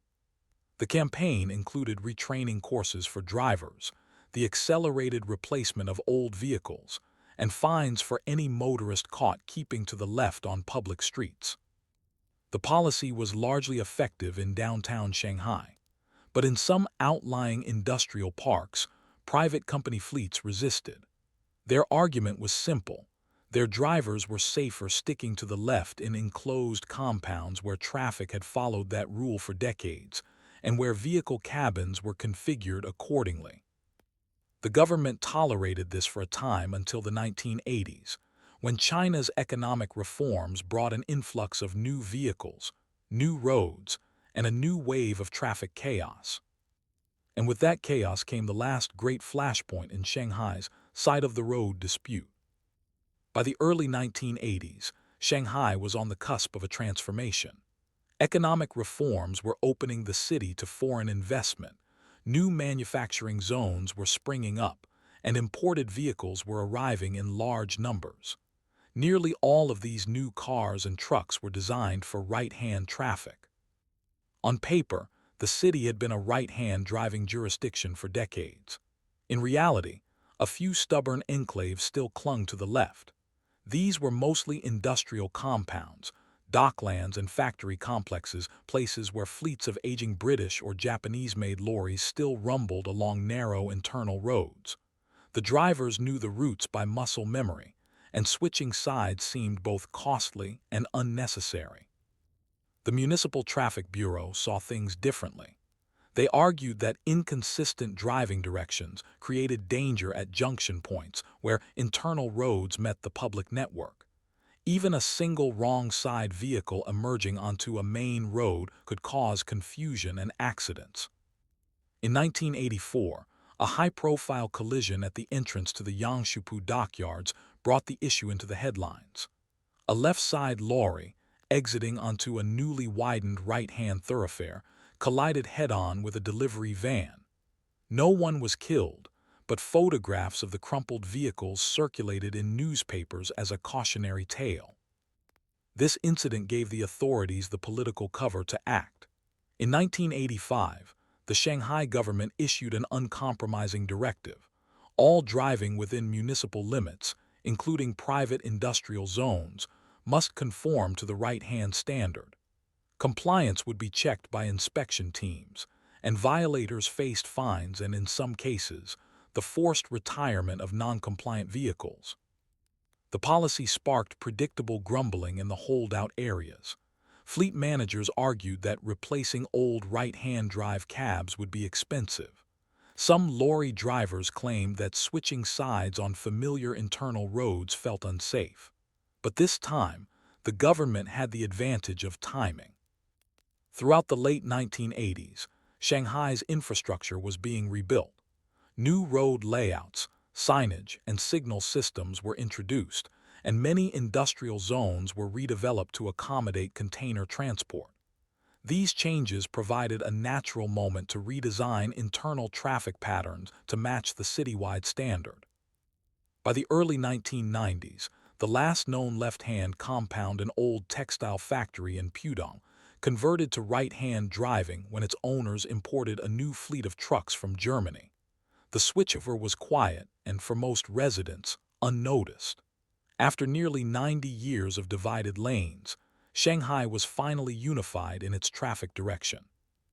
In the decades since, the memory of the left vs right split has faded, surviving mostly in historical photographs and the recollections of older drivers. To a visitor today, it would be hard to imagine that, for most of the 20th century, a journey across Shanghai could involve switching sides of the road multiple times. The dispute's resolution was less about winning an argument and more about the slow, practical march of standardization. Tradition gave way to efficiency, and efficiency to safety, until the question of which side became irrelevant. Still, the story remains a neat illustration of Shanghai's 20th century history. A city shaped by competing foreign influences, local pragmatism, and the slow but certain consolidation of a single civic identity, one lane at a time.